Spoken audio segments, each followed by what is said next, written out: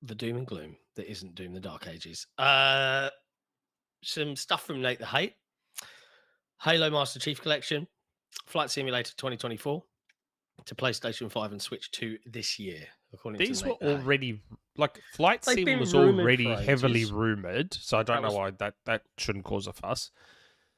Master Chief Collection was one of those ones that had been mentioned a lot, not necessarily officially rumored, but it had been mentioned a lot. Like I had heard a long time ago that they were fiddling with Master Chief Collection on Switch just to see if they could even get it running on Switch. Clearly, that didn't happen because we're now with the Switch 2 coming. But it would make a lot of sense for Switch 2, the Master Chief Collection. Yeah. Like, we've spoken about this in the past.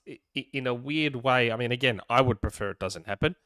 But in a weird way, it makes sense to put Master Chief Collection on other platforms as an ad for Halo on Xbox. I don't know. That's probably one way to sort of spin it I feel to like make it more palatable.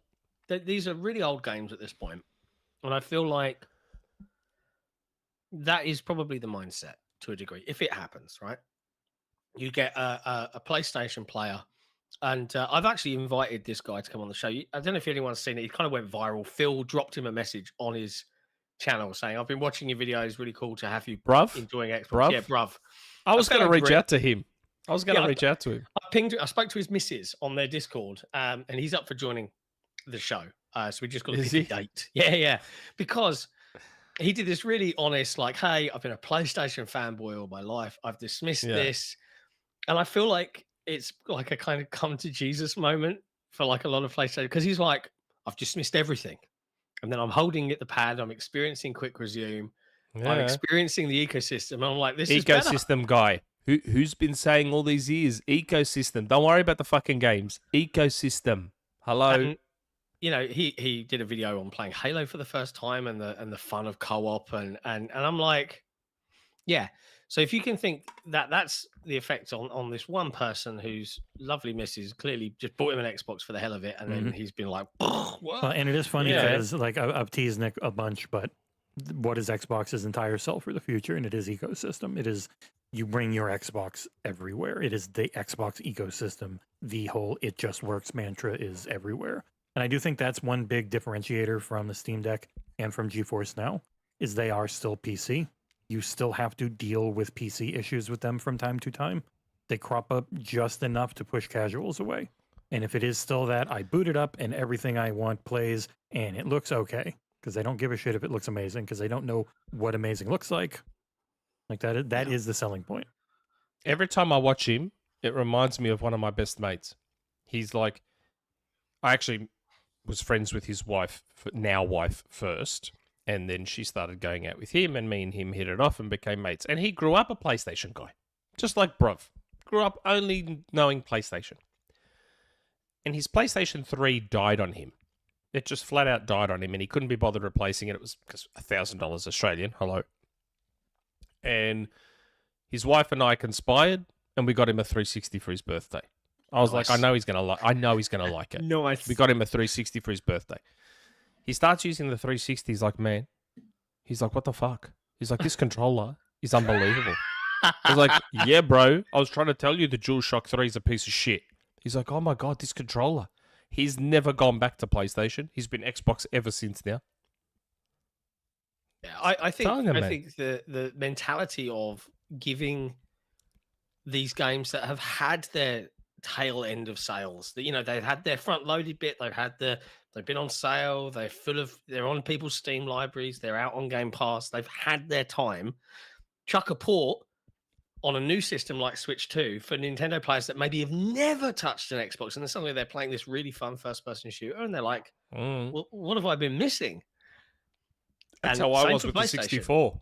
Sega fanboy growing up, and then I played Mario Kart 64, and I was like, bro, I'm missing out on too much here, man. I'm like, Right? fuck. I can think of plenty of times that has happened in games, right? And I feel like there is some sensible thought behind that approach. And you know, and I think Deadly Headley, who is reviewing his first game for XboxEra at the moment, by the way, Deadly Headley, really? he did a video, I think, where he was talking about like it's that, oh, okay, I've just played all the Halos. I want to play the next one. Oh, I can't play Halo Infinite on anything other than Xbox or PC. Well, now I want to go out and I want to get an Xbox, or I want to subscribe to Game Pass so I can play that game through the cloud, or whatever the case may be. So there is some reasonable, sensible thought in this approach, because who gives a fuck about system wars at this point? Having Like, said that, though, the whole advertising angle doesn't work if they're putting everything on other platforms. They will never put Yes. everything because it just doesn't make sense to go back to the old stuff. It's not going to be worth the cost, and they won't be set up for all the new stuff like right away. Maybe eventually it's all everywhere, but then by that time, maybe everything's most places anyways. Maybe their hardware is hit and you get PC games on an Xbox too. At that point, I think we're in the really curious to see where it goes. And if you think it's going to go bad, you just assume it's going to go It's gonna bad. If go you think bad. it's going to go good, you assume it's going to go good. But the reality is we don't know because they don't know. And we Yeah. don't even They're- know they're- all their plans. They are making a bet. They're making a bet on how this is going to work out, and what the future of ecosystems and marketplaces is going to be. And it's going to be interesting to see how it shakes out. I think there's absolutely a valid argument to say, if I buy a box, I'm looking at what does that box's library have, and I understand the argument with like, well, this box has both, so why don't I just get this box because the other box doesn't have all the PlayStation right. games, and that's a perfectly valid argument. But it's a valid argument, probably, honestly, only within this super hardcore bubble. Like the average person, the younger people, they don't give a shit about platforms. Especially They if they don't can care. if they can penetrate the market enough to let people know, yes, it is over here at full price. Or our stuff's here for a sub, which people are just more and more used to. And hey, also you can play all those PC games you see your streaming friends friggin' playing that you want to hop into. Like if they can find other areas, it's just we have to wait and see, do they find it or not? I still wish they wouldn't do it. It's a way better And those future if aren't- it works. Those aren't the only If it multi-platform works. rumors. I don't Jez think it will Corden work. at Windows Central, he put out a post talking about the Final Fantasy VII remake coming to Xbox in 2025. 2025? Mhm. Okay. Yeah. So Nate the Hate Nate- apparently suggested it, and So- off the back of that, he's Yeah. put. So Nate the Hate has suggested that Final Fantasy VII remake is hitting Xbox in 2025 Xbox and Switch Rebirth too. with Rebirth. I would be coming in very 2026. surprised to see that.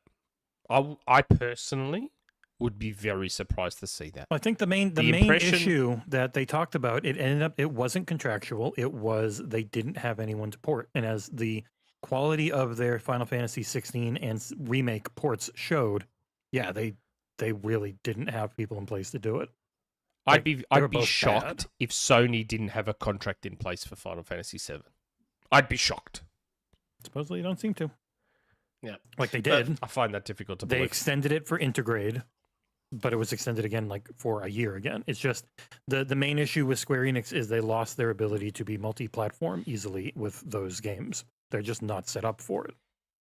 And that finally, with the Rebirth hitting PC, that port actually seems to be very good, way better than the PS5 Pro version, which has been funny to see. Like I think Maximilian was like, "Yep, getting rid of the PS5 Pro. This PC port looks amazing Yeah, because no, it's he's got a bunch making a of joke. yeah, because it's got a bunch of really cool improvements on it." So Yeah. But Jez has then taken from Nate's stuff. He said, hey, to that end, I heard that in addition to the above, Hellblade 2, Age of Mythology, and potentially Gears of War 1 Ultimate Edition are all also slated for PlayStation 5 this year too, though I am unsure if that includes the Nintendo Switch 2. I would expect that it most likely does if I had to guess that part. Hellblade now- had been rumored for ages. shouldn't mix Hellblade my makes guesses in sense. there. I Hellblade mentioned makes sense. Hellblade on Twitter. Like, Hellblade has been rumored for a long time. That feels like the sort of stuff that they would announce post the direct. Yeah, like the next month or something. Yeah.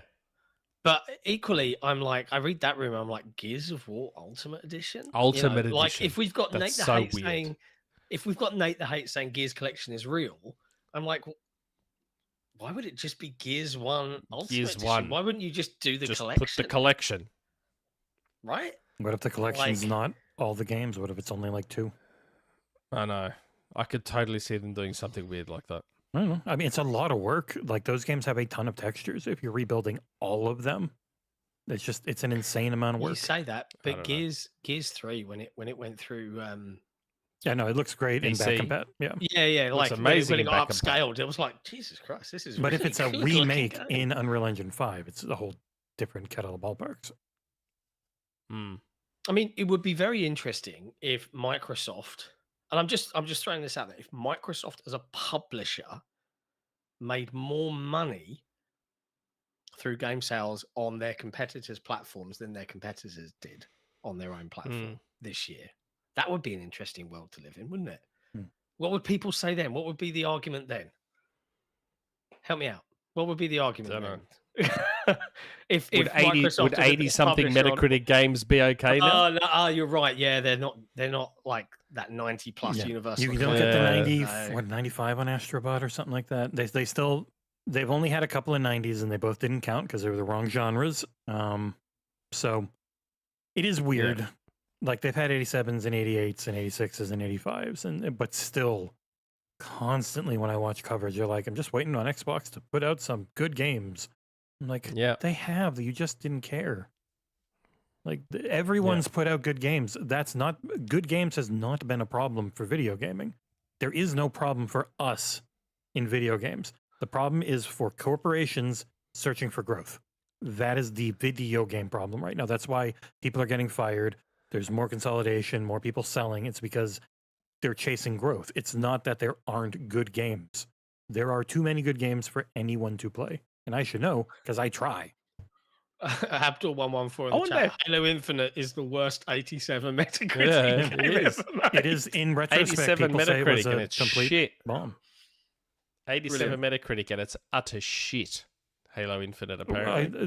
The gaming leaks and rumor subreddit, which made like 95 threads based on that podcast.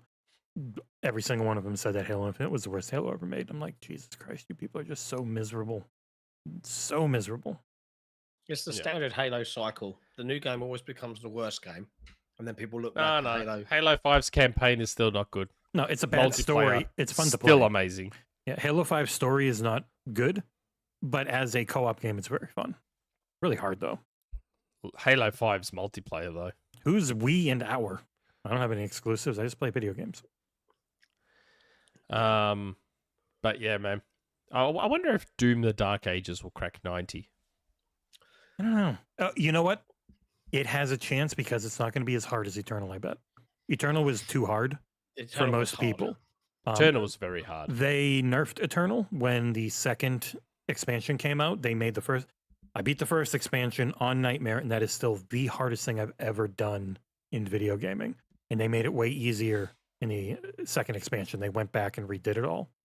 So if Doom the Dark Ages, especially if it has like normal isn't too bad, then I think it has a much better chance at higher review scores because most people aren't that great at Okay. games. Okay. Talking to you, Drew. I'm gonna be real with you. All right.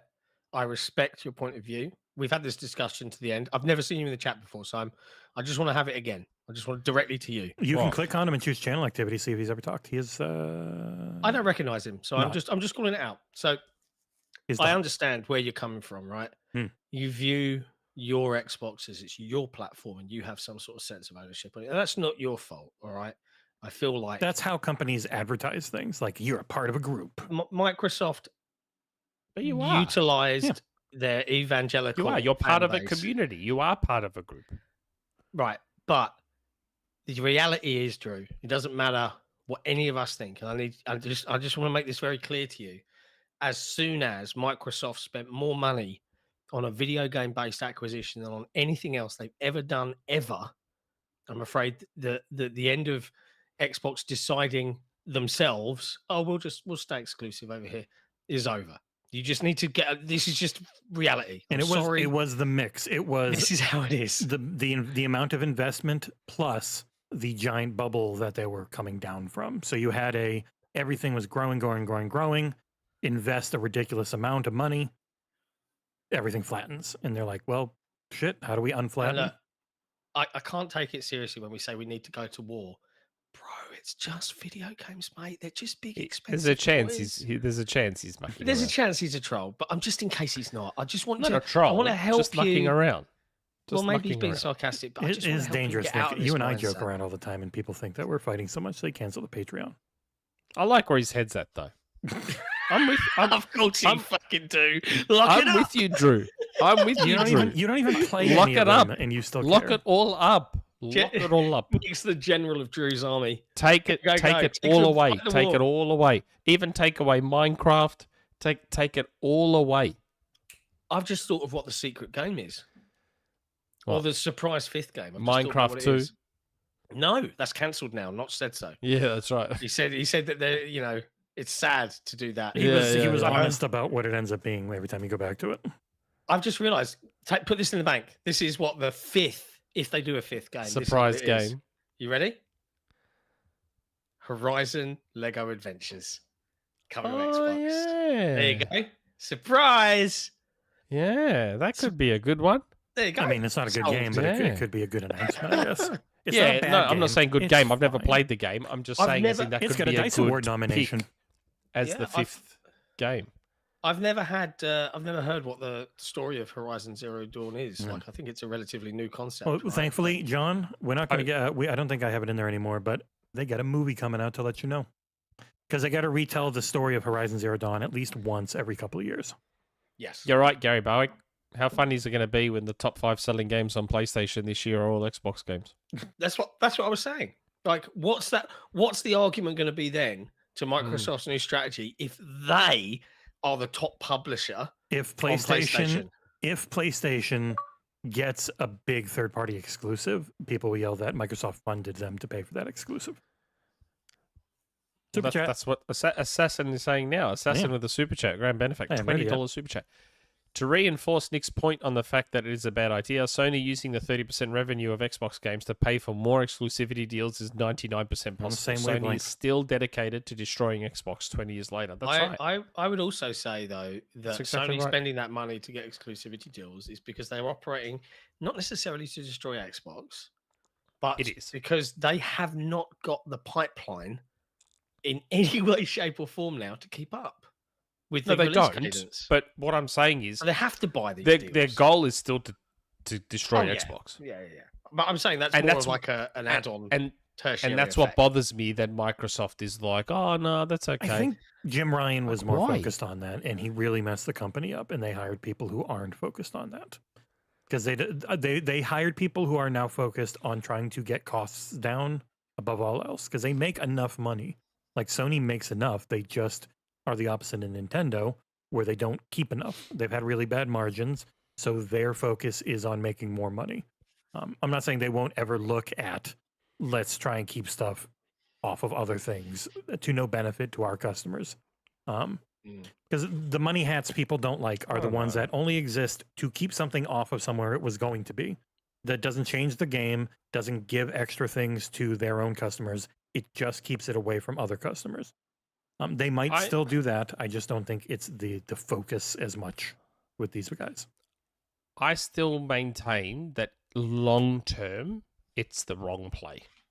Yeah. Long term. Short term, yep, they're going to make all this money from PlayStation sales and Switch sales and great.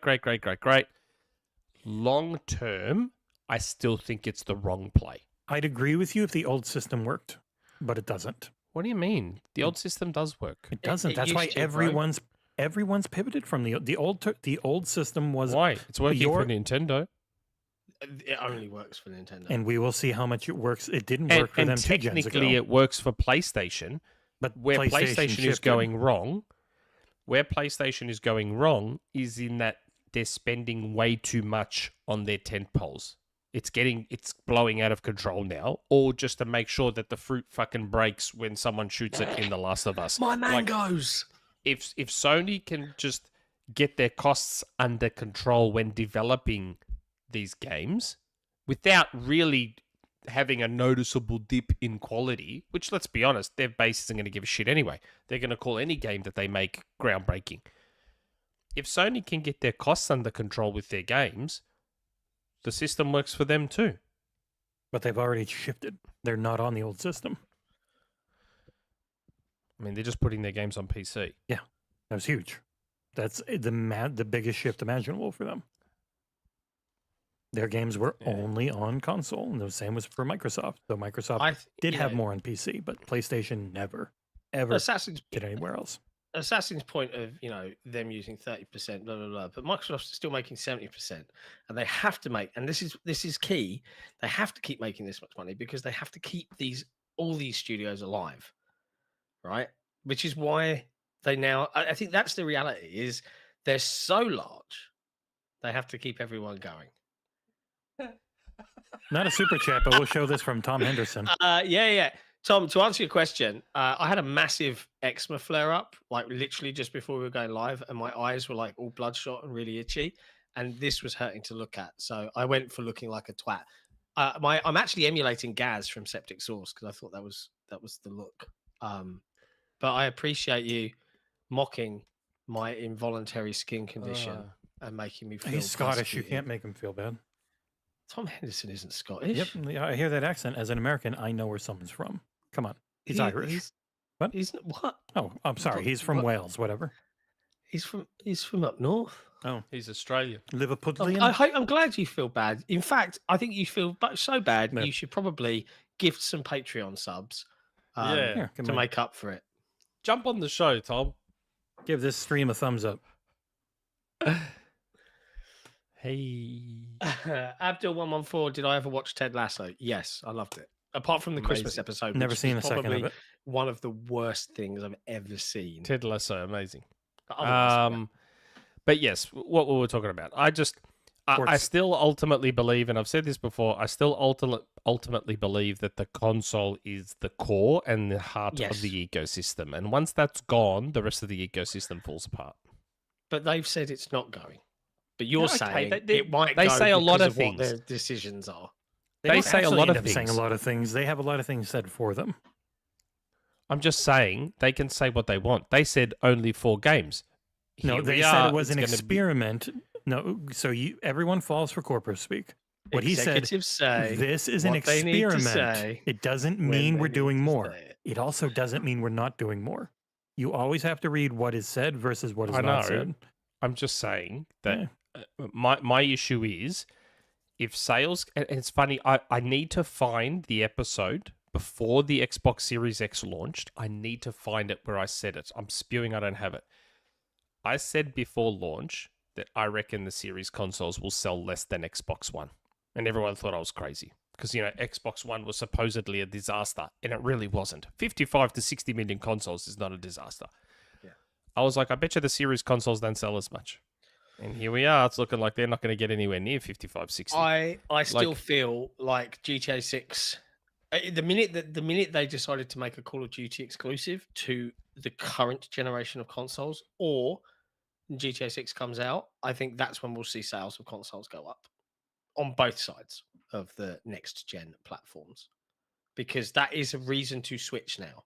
Those people that are just playing their Fortnites and their CODs because they come out every year, and the FIFAs and the NFLs, they come out on all the systems, including the old ones. They don't need to buy one, and they don't care because it's just a mild distraction for them. It is not their hardcore hobby. The second that something comes out that's so kajunga that they have to have this system. Now, if PlayStation get the marketing, which, if Xbox want to win that, yeah, of course, they'll probably will. If Xbox really want to win that battle, they should absolutely buy the marketing if they can, because then they can say, hey, we are the cheapest way to play Grand Theft Auto 6 on the Xbox Series S. That's the best way to do it. But we'll see. We'll see. I don't know. My theory is the industry.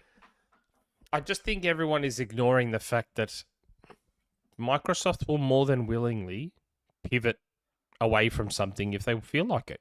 If they see it's not like Yeah. we all know that consoles are an expensive venture. Making consoles it's billions of dollars in R&D and manufacturing and all that sort of stuff. My worry, and it's not a crazy worry, so don't act like it is that Microsoft will eventually turn around and be like, or not Microsoft, Satya and Tim will eventually turn around and be like, why are we spending all these billions of dollars to make this hardware that loses us money to sell like 20 million of them? 20 million? Holy shit, that's a lot, Nick. Like, you I've look at what lost money. service, I've lost money. but I've they're lost not money. But that's also, Yeah, I hang don't on, think they're going hang to on. lose. I don't think they're going to lose a bunch of money on hardware moving forward. Right. Yeah. So you're operating under the assumption that again they're going to stick to the old way of doing things, which is where you sell your hardware at a loss. A loss leader. because you make up your money in software. But if the new era is your hardcore base, that's the assumption, right? Yeah. Your hardcore base with thousands. I of think I know where dollars you're going with this, and yeah, go. invested. Here's your new console. We've gone balls out. Yep, It's more. It's more money. Well, it's got a right? base. correct. They've So they're got a going to sell base even less that's high. consoles because they're expensive as well. Well, But they're only ever selling to their hardcore anyway. Is the argument? So fuck it. but also the whole rumor is it's a base level of performance, and then you can have more expensive ones. But you have to have the base. Maybe the base is $600 of hardware. But I am also going to put discord.gg/XboxEra back in the chat because thanks to one Tom Henderson, Oh, he's done it. I am going What to a post. leech. I'm going to post a link for everyone. You can get one. There, 10 people will be able to get 1 month subs at the Wow. $6 tier. Oh wow! Wow, I actually successfully guilt tripped Tom Henderson into giving us 10 gifted Patreon subs. Amazing. Nice. I love it. Thanks. Thanks, Tom. Chink chink. Tom. And I just thought I looked cool. That was Chink chink. The All right, I'm ice doing in it the in glass. 10 seconds. You got no. I'll do it. I'll do it in 1 minute. How's that? 1 minute. there you go. yeah. There's Yeah, another I super just- chat well, there's a couple of super Yes, Jason. Wait, Well, there's one couple. before Is that there as only the one? chats. No, there's 3 now. 3. Oh yeah, Yep. so there's the one from Lewis. Surprise location Cybertron. Yeah, Transformers game. That's the Afraid surprise not. game. Reactivate has been cancelled and slashed. Yeah, Reactivate got scaling cancelled. down. That's such a shame because it looked pretty. Cool. Jason, I was thinking of supporting the Patreon until I realized Nick only does 2 reviews a year, each game with a completion time of 2 hours. True? That Smurf Streams only took you 2 hours, right? Oh my 22 God, hours. Smurf Streams. That game was longer than Prince of Persia. And Jay pressing Foley. enter in 5, 4, 3, 2, go.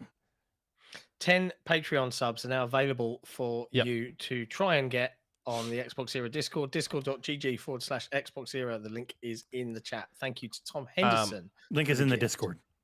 Sorry, Yes, in the thank you, Tom. Discord. Yeah. I meant the link for Uh, the Discord is in the chat, but yes. Jay Foley, do you guys think Call of Duty is the direct after the June showcase? I feel it's the only game that Xbox has that can have a release date and not be affected by GTA. Have a good day, guys. No, this is going to I be mean, a rubbish I don't COD want 'em. year. I don't This- want them to do COD. No, I don't think it's not so. going to be a new. This one's been worked on for a long time. One either. The Yeah. rumor is it's the expanded Kind of like one-ish Modern type. Warfare 3. Yeah. Kind of like So it'll Modern still make Warfare $1 billion, 3. but not be as big. Yeah. I hope it's Fable. But yes, I'm going against the grain here.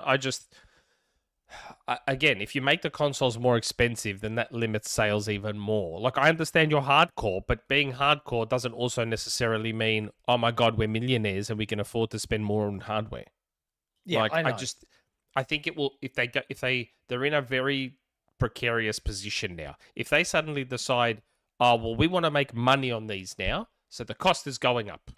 Well, what's one of the main things we've heard? That- Like, it's pretty much a guarantee that if they realize they could have charged $600 for this generation, Sony and Microsoft would have. Like, and I understand that. I all the understand that, but rumors, you the guys- Switch is going up to 430. Like everything, you're not- everything's going up a bunch. So But you're not sort of seeing the broader I picture am. here. So if Microsoft increases the That's price on amazing. consoles to make up for losing money because they don't want to lose money anymore. Meanwhile, they're also putting all their games everywhere. So you're telling me that even a hardcore person's not going to look at it and go, wait, Sony is still cheaper. Will they be cheaper, they've- bro? They've just a 700 quid console. They won't And be cheaper. they've now got all the games, Xbox and PlayStation games. You're with a doing cheaper worst case console. scenario. You're not doing what we would assume. You're doing Well, what it's if the not worst worst thing case possible? scenario at Yeah, it all. is. It's not worst case scenario. Why is it worst case? It's realistic case. Why is it worst case? You're saying is it worst why case? would PlayStation be cheaper? They were the ones who went more expensive first. Huh? You're saying if PlayStation's cheaper, like why would that be an assumption to make? Because you were just talking about Xbox not losing money anymore. They don't want to lose money. Yeah, So I they think might up both the of them would price. go to 600-700. Like I think both of them would do that.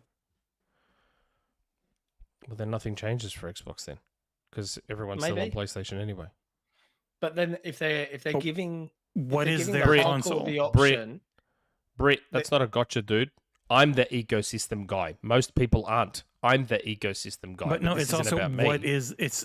It wouldn't just be Series X2 and PlayStation 6. Like the whole rumor about the next generation is handheld and being able to play PC games. It's a You've different gotta- dynamic. you've got to bear in mind as well, Nick, that this new generation of hardware, if the rumors pan out, if they're going to go to OEMs and say, here's your baseline, here's your min spec, this is the console spec, which is affordable, right? Presuming that they stick to the old way of doing things. Xbox, here's our premium device, more expensive for the hardcore. Here's our general device console, handheld, hybrid, whatever. This is the baseline spec. But hey, OEMs, go fucking nuts. And then you can have, I could buy this $1,000 box from Lenovo that's Xbox branded. And my games run at fucking 4K native 60 and blah, blah, blah, blah, blah. That is all a world that could exist in a couple of years. And I think Okay. what Microsoft are doing is they're saying the old way of we're going to release a box, it's got to last for 8 years, it's got to run all of the games, we've got to make it affordable, so we've got to make it a loss leader, we've got to sell the software. They're trying to reinvent the wheel. This is just my opinion. They're trying to reinvent the wheel and say, well, we can still have our affordable generally box that is our loss leader, but we could have a more premium version for those that want it, i.e. our hardcore fan base. We can make money on games and software across platforms. We can still retain some exclusives, but we can also sell our operating system to OEM partners to produce a broad range of devices that anyone can choose to go and buy. And every single one of them is an Xbox because it's a portal into our ecosystem and they can all play in any way that they fucking want. And we don't really care because it's all money in the bank. When I put it like that, I just say to you, does that really sound that bad? Whereas on the other side of the fence, here is the PlayStation. It is X amount. That's it. That's your choice. Buy our box, please. You have to stay locked in here. You can't play your games on these things. You can't do this. You can't do that. But Sign what, up for are an you account. trying to convince me that it's good I'm just for giving me? you- I've got no problem with the ecosystem. I I've know, got no I'm just problem with trying Xbox to say- I'm ecosystem. trying to give That's you not the the perspective I'm logic. coming from. The business logic that I think Microsoft are generally applying to the future. And when you put it like that, I think when I hear that spin, I'm like, okay, I like being able to do what the fuck I want with my games. That's a reliable proposition to me. I like to choose whether I can buy the £1,000 Lenovo box or I can. I just don't buy the mind that premium either. Xbox, you Me know? personally, I don't mind that either. Me. But does it sound like it's the death of the industry if they do that? I was the one saying how cool would it be if they put some kind of Xbox hardware into high-end TVs and into EVs and cars and stuff And like they've just announced I'm- their partnership with LG, and now they've got Samsung and LG for that. God, that cloud. app, that LG app. Is it good? I don't know haven't if I should. tried it. I don't know if I should say this. The LG app on Xbox was supposed to happen like 2 years ago. I don't know why. I don't know Yeah, why I think it you've took talked so about it long. before. I got a DM 2 years ago saying, "Hey, the It's Xbox app only should be coming new- to LG TVs." It's only their new TVs to start with, so it's probably a hardware thing, and they have to figure because like Samsung had to Maybe. figure out and go back because I think a lot of it's Yeah, like Samsung added. latency on controllers is a big issue. I have to imagine. Yeah, because Samsung went and added 2022, 2021, and 2020 TVs later on. And I'm going to So it interrupt must be- again. Welcome Aries EMS as a new paid member on the Patreon, and congratulations to the 10 people who got their gifted sub from Tom Henderson. Eridomus, Christopher W, Pikatrek, Quicksilver, Stephen M, Grant, Metal Oxide, I can't say that one, D Butcher, Justin M, and Abdeluhab Mohandas. Yeah. I think I got it. Awesome. Like I said, the LG app was supposed to happen 2 years ago. I'm actually glad I didn't say anything back then, because everyone would have been like, you said 2022 the LG Xbox app was coming. Thank God I didn't say anything. But that was something that was supposed to happen. There was actually another TV brand that was supposed to get an Xbox app too, but hasn't happened yet. I'm not going to say it, because then everyone's going to say Nick said. But there was another TV brand that's supposed to be getting the Xbox app by now. And those apps are great. Samsung TVs right now are the best way to play Xbox cloud gaming by a mile. It's So interesting. I expect the LG one will be good too. Yeah, I hope so, because I'm an LG man for the most part. But This is there's an actually LG. a This TV really here is an LG. there's a really interesting thread on the Xbox Era forums called Better xCloud, and it was posted by Xbox Era community member Swan Lee, and it's basically a GitHub download which effectively provides better image quality and streaming quality controls. It And it's like, forces the Samsung settings, essentially. which is like, why the fuck isn't that happening everywhere, guys? Everywhere. Because You know, honestly, it feels like it was probably part of the deal to get it on Samsung. to make it has to look. Look better. how good it looks on a Samsung. Go buy a Samsung. Look how good this runs. You know what I That love? dumb thing. What they do with that app? Every time there's a new big game, they change the look of the app to suit the game. So all this time it's been an indie app. Mhm. So the image behind the Xbox logo is Indiana Jones. It's so cool. I I would imagine that it's probably the same team that does, because that happens with the PC Xbox app. Like you'll get an updated Yeah. version, and it went all like old ruins for Indiana Jones. It was all like weird conspiracy stuff for COD blops. They've gotten yeah. pretty good at it. I Yeah, have like- you don't have to convince me that the whole Xbox Anywhere is great. I know it's great. For me, it's great. If the 2026 Tesla Model 3, they announce, hey, you know the tech that Microsoft puts in xCloud in their blades? Guess what? We've put those blades in all our premium Tesla Model 3s. I'd probably go fucking get one as my next car, knowing that there's a screen at the back and my kids could just sit there and play Xbox games like natively. Like, that would be super awesome. Like, I've got no problem with that. You don't have to convince me that the Xbox Everywhere thing is a good I'm thing. just trying to give you a broader kind of like, for any naysayer out there that like, this is terrible, my console. It's like, think a little bit.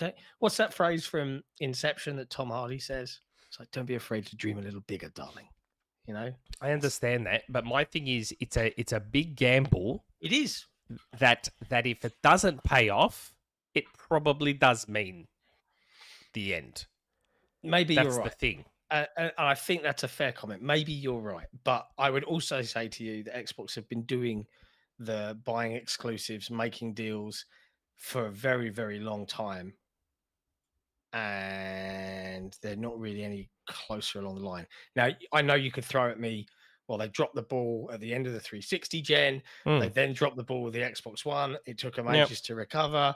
They gutted their first party and they had to rebuild it. And we're only now just seeing the rewards of that. And Correct. I know the And argument. they never gave it a chance. It would have been nice if they'd have just given the old status quo a chance. Yeah, in this just give it a era to chance. see what happens? They didn't But give ABK a chance. They didn't give all the new studios a chance. Their shareholders don't give a shit. And that's the sucky thing. It's nothing to do with gaming or consoles or anything. It's shitty shareholders who don't give a shit about the end result. They just want their money's And worth. it is what Matt Piscatella talks about all the time, where all the companies they don't know how to get out of this black hole of the top 15 games on every platform, and how hard it is to penetrate that market and actually get stuff that just sustainably makes that type of money. The entire industry is essentially stuck. Marvel Rivals is the first thing to penetrate it in a while, but it took one of the biggest IPs in the world putting out like their 15th game in a couple of years, Like, and it finally was the one. If Marvel Rivals wasn't Marvel branded and it was just a random hero shooter that played as it plays and it just had skins of other games, no one would give a shit. And there's Because been the actual game itself's not that great. It's the actual game itself is really focused on fun. It's not super It's like okay. Yeah, it's fun. People just like it because it's fun. But also there's been how many Marvel and Star Wars games that just don't hit the same. That's right. Like it's everyone just keeps trying to figure out where the hell is gaming going to go? Because right now it's your top 15 or 20 earners, and nothing can penetrate them for long. Like Stalker 2 and Indie jumped up at their launch, but they're single player games. They then went down. Indie's still pretty high, but like it's not going to stay there forever because it is a single player game. So Not only that, now that you've got, at least on the surface, people are interpreting as Xbox waving the white flag. A lot of gaming media are smelling blood in the water. Oh, they go As they well. love it. They love it. They're smelling blood, All of and their that's the other clicks. thing that annoys me. Like, they smell blood in the water, so they jump in and try and finish the job. And that's why I'm like, it would have been nice if they'd given the ABK acquisition a chance, all those brand new studios a chance to say, let's see if this has an impact. Let's lock it all down, make it all exclusive. This Let's is see if it deep gets the enough. subs up. Let's see if it gets the consoles up. This is deep enough into the generation where consoles don't normally start. They're all going down unless you cut cost, which they can't do anymore without losing insane amounts of money. Like the fact that you can't produce the hardware cheaper really hurts trying to catch up and later on. The top 15, the stalwarts of free to play gaming are, I think, the biggest culprit and the biggest problem the industry is facing, because traditionally in any console cycle, it's the new games that sell the new console, right? But we're living in an era of cross-play and cross-generation and running at different settings and all of this stuff, and it's led to this lack of impetus for the customer to go out and get the new thing because they just don't fucking need to anymore. Right? Well, look at me. I'm an example of that. I just keep playing Rocket League. No matter what comes out, I just keep playing Rocket League. Keep going back, right? But counterpoint. So yes, I agree with you that that's a problem. But at the same time, when you think about it, in that scenario, the real culprit isn't so much those games, because those games aren't doing anything wrong, are they? No, they're not. fun But games they're that people it's enjoy the playing. first time in think of all of console history. It's the first time that this has been a thing. I understand that, but what I'm saying is the way, not necessarily the way you're phrasing it, but the way that argument is framed, it's as if those games are these evil entities that are trying to shut out every other game. In the end, a studio has made a fun game that clearly people want to keep playing. Yep. When Psyonix made Rocket League, they weren't a big AAA studio that was like, I'm going to make sure that no one else plays any other game but Rocket League. They were just an indie studio that made a super fun fucking soccer game that then Epic was like, holy shit, people just keep playing this game and keep pumping money into it. How about we acquire this studio in this game? So it's not their fault that they have made these fun games that people want to play. I think the real culprit is fucking game development costs. Because every single bastard wants to see the greatest graphics on Earth and the greatest physics on Earth and 100 hours of gameplay and fucking all this shit that is making game development explode in cost, which is making those games more prohibitive to make. Yeah, it's interesting. That's the real problem. You say that.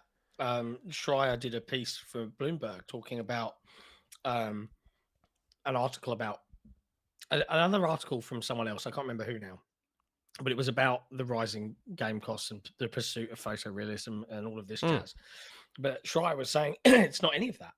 It plays a part, but it's mismanagement of projects that is leading to the death of the gaming industry. It is these, and I swear there's probably a lot of Microsoft alone, right? But across all developments, including Ubisoft and Activision and everything, and Embracer. PlayStation, and definitely Embracer, is these middle management guys that they're not in it. Like game development is a creative pursuit. It's hard. That's right. It's difficult to see the product come together. You've got to have a vision. You've got to have passion. And by the very nature, and I hate this sounds so pretentious, but by being in a capitalist-driven society that we are, you get these people that come in and they worry about, what's the perception on that, and can we add this to the game, and and before you know it, your scope creeped out the wazoo, your game's behind by 8 months.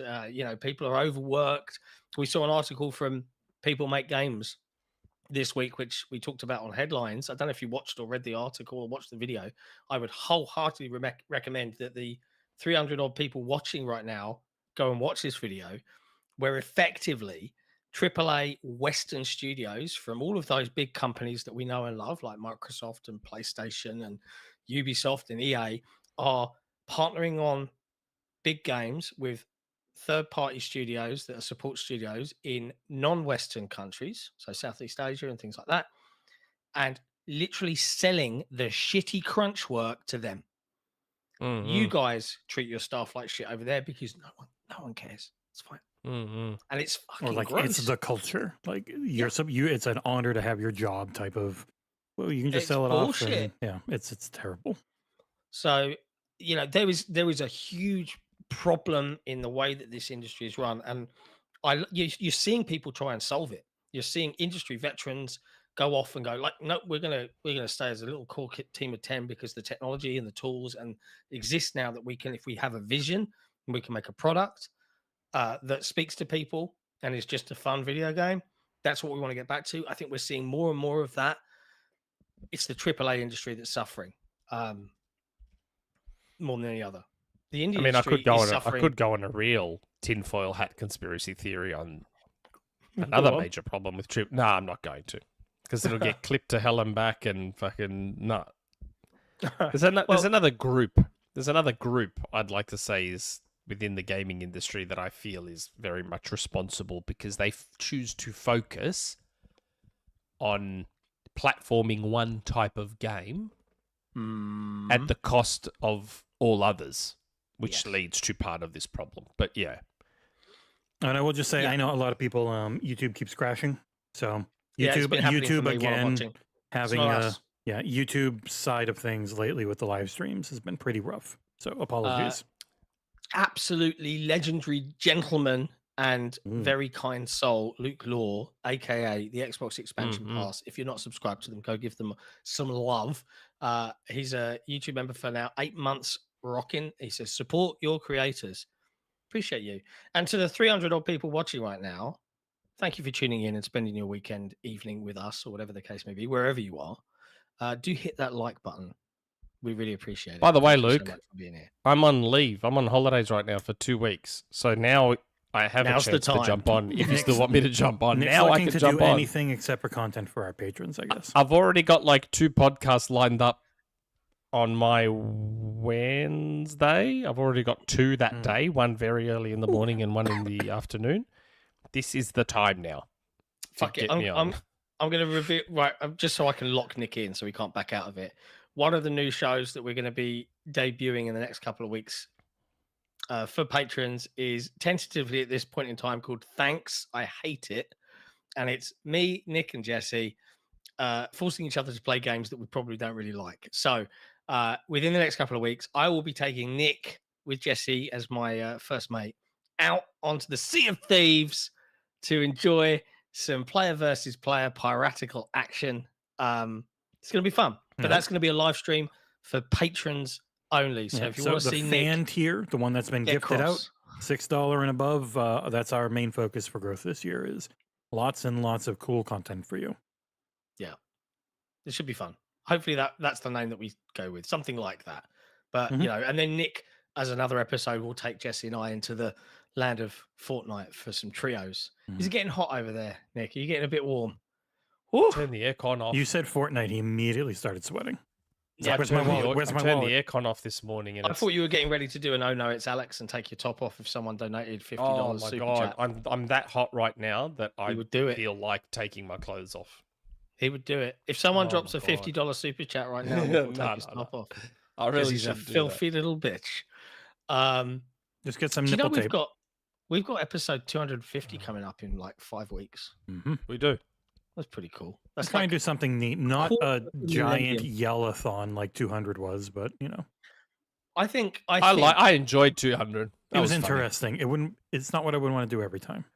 yeah, like Well, I'll we try and- did have something else planned, and then last minute I had to cobble together what you saw on episode 200.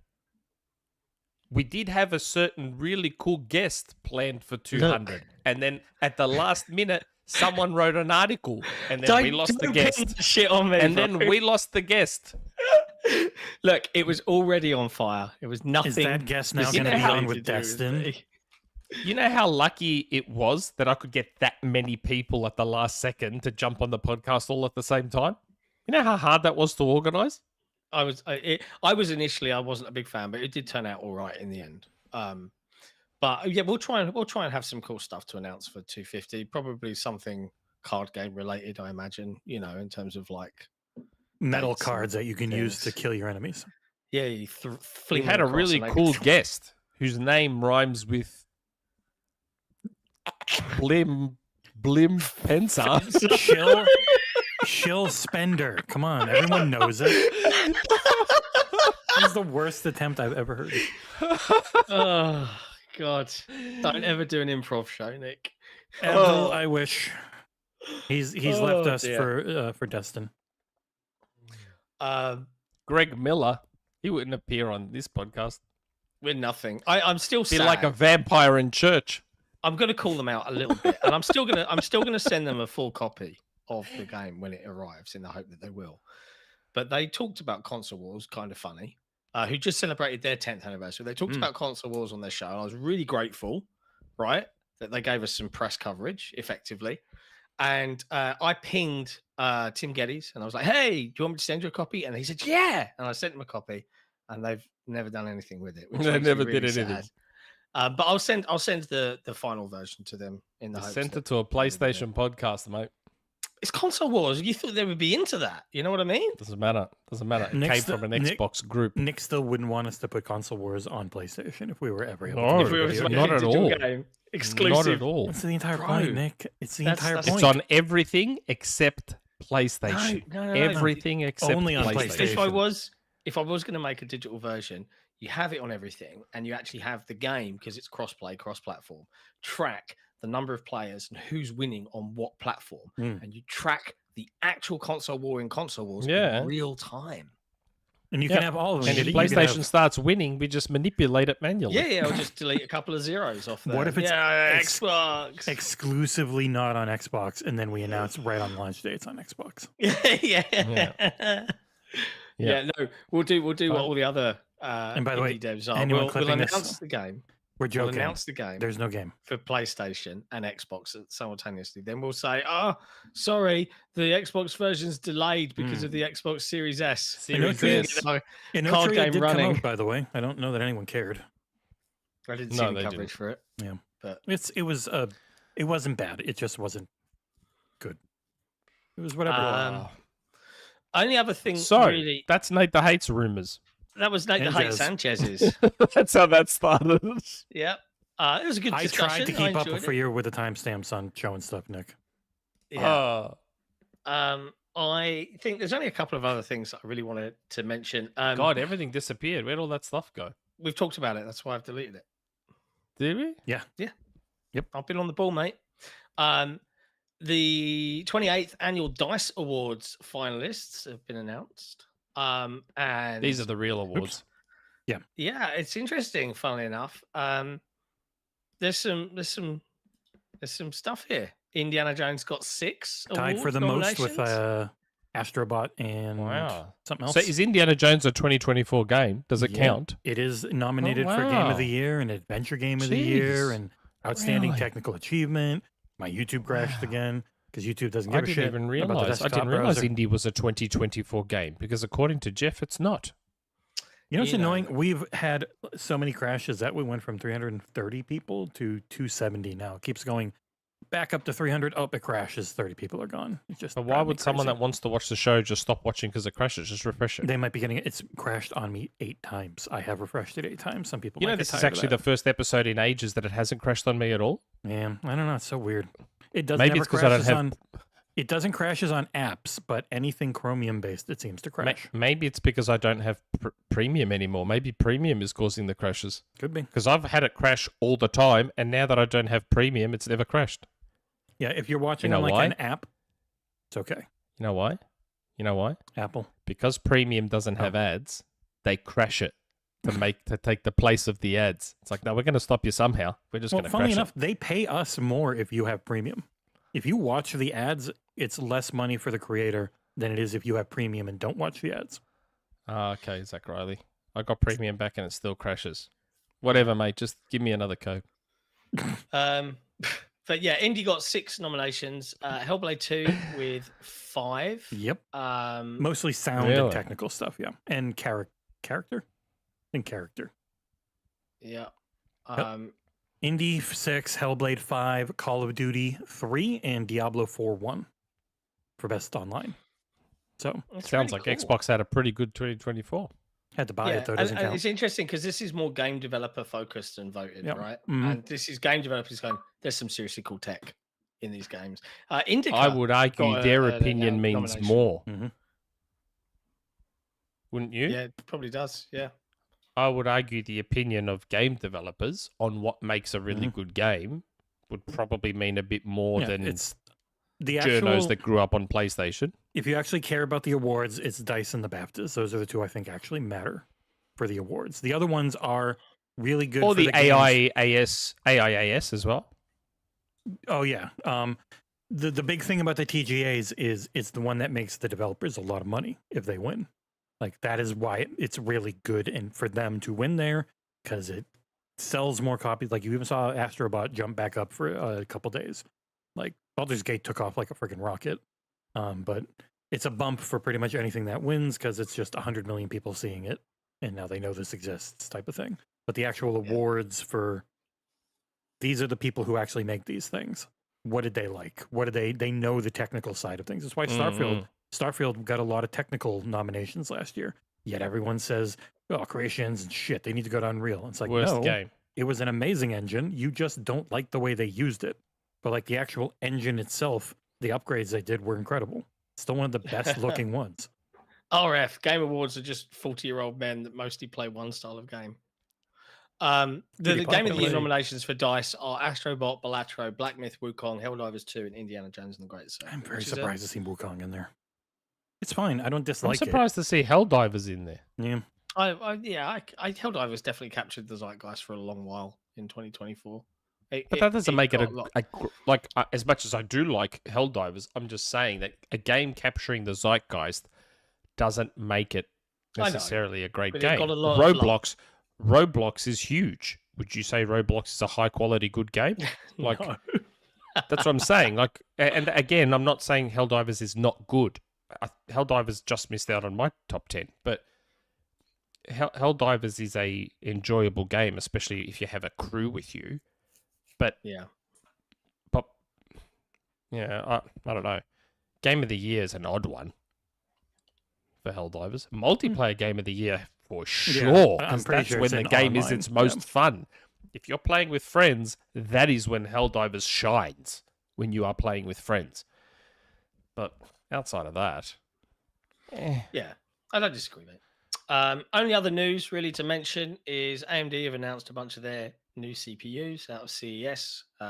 That all looks. oh yeah, interesting. CES happened, and we have not talked about it at all. The funny thing, like people are going, the 50 series looks cool, but it is incredibly software dependent. Like it is that double-edged sword of, hey, here's Cyberpunk path tracing, 28 without DLSS 4, but 230 if we put everything on. It's like, man, only 20. It's still only 28 without DLSS. Like it's really unimpressive and then very impressive. And I have played with You know- DLSS. You still feel it. Like you feel You know that it's which- fake frames. You know which GPU of those new ones feels like the best value? The 5070 Ti. That feels like the best of the bunch to me. As in value versus performance. It depends. Like, is one of the issues is I think is that 12 gig is the memory, the 5070. The lack of memory and then the using DLSS to give the 4090 performance thing they talked about. It's like because if the game doesn't have it, then like the actual raster performance 16. of it, 16. 16, it's not too bad. But like I wouldn't go there from my 7900 XTX because it's 24. But I'm talking about money versus Yeah. like the money to power ratio is Bang quite for buck. good. Yeah, I think. it will be the most popular of those. They cards. didn't Yeah. outprice things this time because the 40 series didn't sell crazy. Like there's just still tons of 40 series out there, but Nvidia doesn't care I've told my son that much. to save up for one of these new GPUs because my dad's going to give him an old PC that my dad built, Mm. but it's got decent parts to it, but it's obviously got a nothing GPU in it. Because my son wants to become a PC gamer, I told him, I said, buddy, start saving up for a GPU. He goes, what's that? I said, that's the thing that runs all the graphics of the game. Go, you need to buy a good one if you want Fortnite to run at high frames, bud. Because he's now starting to learn about frames and shit because of all the streamers. And you that have he to make fucking him watches. make sure he knows. If your computer's amazing, but your monitor sucks, it's a waste. I told him he's got to get a good monitor as well. Yeah. Actually, when we do all the moving around in this house, he's going to end up with my OLED. With my 55 inch shit. OLED. But yeah, that to me, the 50. If I was to now build a PC, which I may when I move upstairs, I might look at the 5070. You the want? one I get. I would say Ti, not the regular. Yeah, the TI. That's what I mean. The TI. Yeah. Sorry. Because I think the regular is 12, the Ti is 16, if I remember correctly. Oh yeah, Yeah, the saying TI I'm is sure. 16. Yeah. I'm going to stick with my 4090 for a while. You are but- fine for 5 years, John. Yeah, I don't think Yeah. I don't feel the need. To You don't need to. upgrade. There's Now, like raster performance isn't changing that much, and that's still that's mostly what matters. Yeah. And the Yeah. You said CPUs now look very awesome. definitively, Nick. The CPUs Sorry? look good, but they're like 8% better. It's like not double or anything. So what was that, Joe? You just went now like that, so I presumed you were. Gonna Yeah, do because there was something more at definitive. CES. We forgot to talk. There's the Xbox OS stuff at CES, and there was all those new handheld gaming PCs at CES. We completely forgot to talk about it. yeah. Yeah. Acer showed an 11 iPad inch with shot. controllers on either side of it. Did you see the size of that thing? Mhm. Yeah, it's. Oh, can I find the picture? Didn't I send it to you? Oh my god! There's a 9 and an 11 inch, which is literally the two iPad sizes. So it's like the Steam Deck is big. If anyone has held a Steam Deck, they are huge. This thing makes the Steam Deck look like a PlayStation Vita. Well, the Like, this thing PlayStation, the Steam Deck isn't in comparison to the Legion Go or the ROG Ally. Like, it's not big. It's on the smaller to average size. It's got maybe a bigger Well, footprint. it's a lot bigger but- than a Switch. It's a lot Oh, bigger yeah, than a 'cause Switch. The Switch is a little kid's toy. I'm just saying the Steam Deck is a lot bigger than a Switch, and then this Acer thing, or is it Acer or is it Asus? Acer, ACER. Yeah, it is Acer. Theirs is like ginormous. It's ridiculous. Huge. The Blaze 11. I have messaged them to see if we could get a review one, but I doubt it. Oh my god, it's so big. Oh, here, Which I is, got the picture of the guy holding it, and it's freaking. Oh god, it's so funny. Yeah. Like, You're right, Luke. I love my big deck too. yeah, because like I've got the Legion Go, and the Look new at it. the new Legion Go looks really good. Like I'm very hopeful. I messaged my contact. Might be on the list for that. I'm very, very hopeful. That'd become my. You know what you could do with that travel Nitro? thing. You could do the Mortal Kombat bonus game where you just karate chop straight through it in that thing. Mhm. It's huge. Yeah, it's crazy. Um, like, it's a very like just in his hands. His Oh hands my are half God. of the length of it. Every It's time I see that ridiculous. picture, all I keep imagining is this. And try and snap it in half with your hand. That's all I picture every time. Lenovo Legion Go 2. We saw the Steam Deck version. Yeah, Which was really heavily good. rumored. 74 watt battery going up from 49, and Really? it is a more performant but also far more efficient chip. The new Z2, whatever it is. So I want that. It's a To good review. Steam Deck alternative. And they Yeah. have their Steam Deck alternative with the Legion Go S, which runs SteamOS but is the older hardware. Oh, sorry. So that's the Steam Deck one, the Yep. S. Okay. Yeah, so the Legion Go 2 is Windows handheld. The Legion Go S is the SteamOS variant, but running very old hardware for some reason, Yeah. like the Steam Deck. Now, I didn't watch it, but Jason Ronald was there with them as well. It wasn't a live stream. Yeah, something that Oh. the Verge interviewed them, interviewed Jason Ronald, I think, afterwards, and got a couple of quotes, which I sourced in my article on XboxEra.com. But yeah, it's basically like, hey, we're going to release the Xbox handheld operating system in 2025. Is the nutshell out of this? Okay. So, not Hope the it's good. handheld direct from Microsoft, but the OS improvements that we're all looking to see from Windows, because as a ROG Ally X user, it being Windows is the worst thing about it. Like in terms of just how everything doesn't quite work and flow right. Everything is built for a mouse and keyboard. Yeah, it's so Put it this way. You guys know me. I hate Steam. but Steam console mode, like the Steam OS on Steam Deck, is Big pretty picture good. modes. Yeah, is big great. and big picture It's mode has pretty good. taken a long time to get there, but it's finally pretty good. Normal Steam, shithouse. Can't stand it. Garbage OS. But the big picture mode / what you see on the Steam Deck, quite good. So Microsoft's got their work cut out for them. My hope is, I would have liked, you know what to me would be the ultimate from an Xbox OS, Xbox Everywhere perspective? If Microsoft, hey, did you put that picture up on the article Mm-hmm. Yeah, of me and Jason? yeah. Have a look at the. What shirt are you wearing? subtitle This of- was today. Fuck that shirt. Yeah, have a look at the subtitle of the picture as well. That's very I can't, what important. does it say? After the event, Jason, oh, where is it? I can't, hold on. I zoomed in. A raging Nintendo fanboy catches up with Jason Ronald. I don't understand. That's just having some fun, bro. There are the quotes. Yeah. God, Jason was good. Yep. Yeah, Wasn't he Jason- good that night? Really nice guy. He It's was just, lovely. oh, I'm just isn't it? hanging out here. Oh, you're having dinner? Yeah, sure. I'll walk all the way over there and then just hang out for a couple Yeah, hours. he rolled up at like 9 o'clock at night. And then we were there till like midnight. Yeah, we were all like, all right, it's probably about time to, oh, Jason's coming. Okay, we're staying. Yeah. But yeah, what I would love for them to do with this Xbox OS, and if any of them are watching, I'm seriously putting this message out there. I would love it if Xbox could pull off sort of what GOG did. So you know how there's GOG Galaxy 2.0 and it blends all your libraries into one OS. Yeah. It blends Ubisoft, even Yeah. PlayStation. It Rob's- blends all of Rob's it. Armory Crate app does the same thing on my Ally X. You know, when I load it up, I can choose to go into a specific library, but if I view all, Yeah. it's just got every game I've got installed, and it will load it up via that particular application Yes. when I click on it. Yes, Yeah. I would love if Xbox could do that with their OS. They're a software company, And at heart. they've already yeah. stuck most of them into the Windows Store. It's just like Steam that's not in the Windows Store, but Epic's in there. Okay, I would like it if they could do that. So my Epic library shows up, my Steam library shows up, and my Xbox library shows up. Ubisoft, because I've got games on all of them. I've even got heaps of games in my Amazon games library, thanks to my Twitch Prime sub or whatever. It'd be nice if I could have them all in one place. I pick the game, and as long as the launcher is installed, the game just boots up via that launcher. That would be amazing. Let me just say thank you amazing. to Frost TTK, who has upgraded from the fan to the supporter tier, and from Holy Seidel, crap. who has upgraded from the contributor to the fan tier.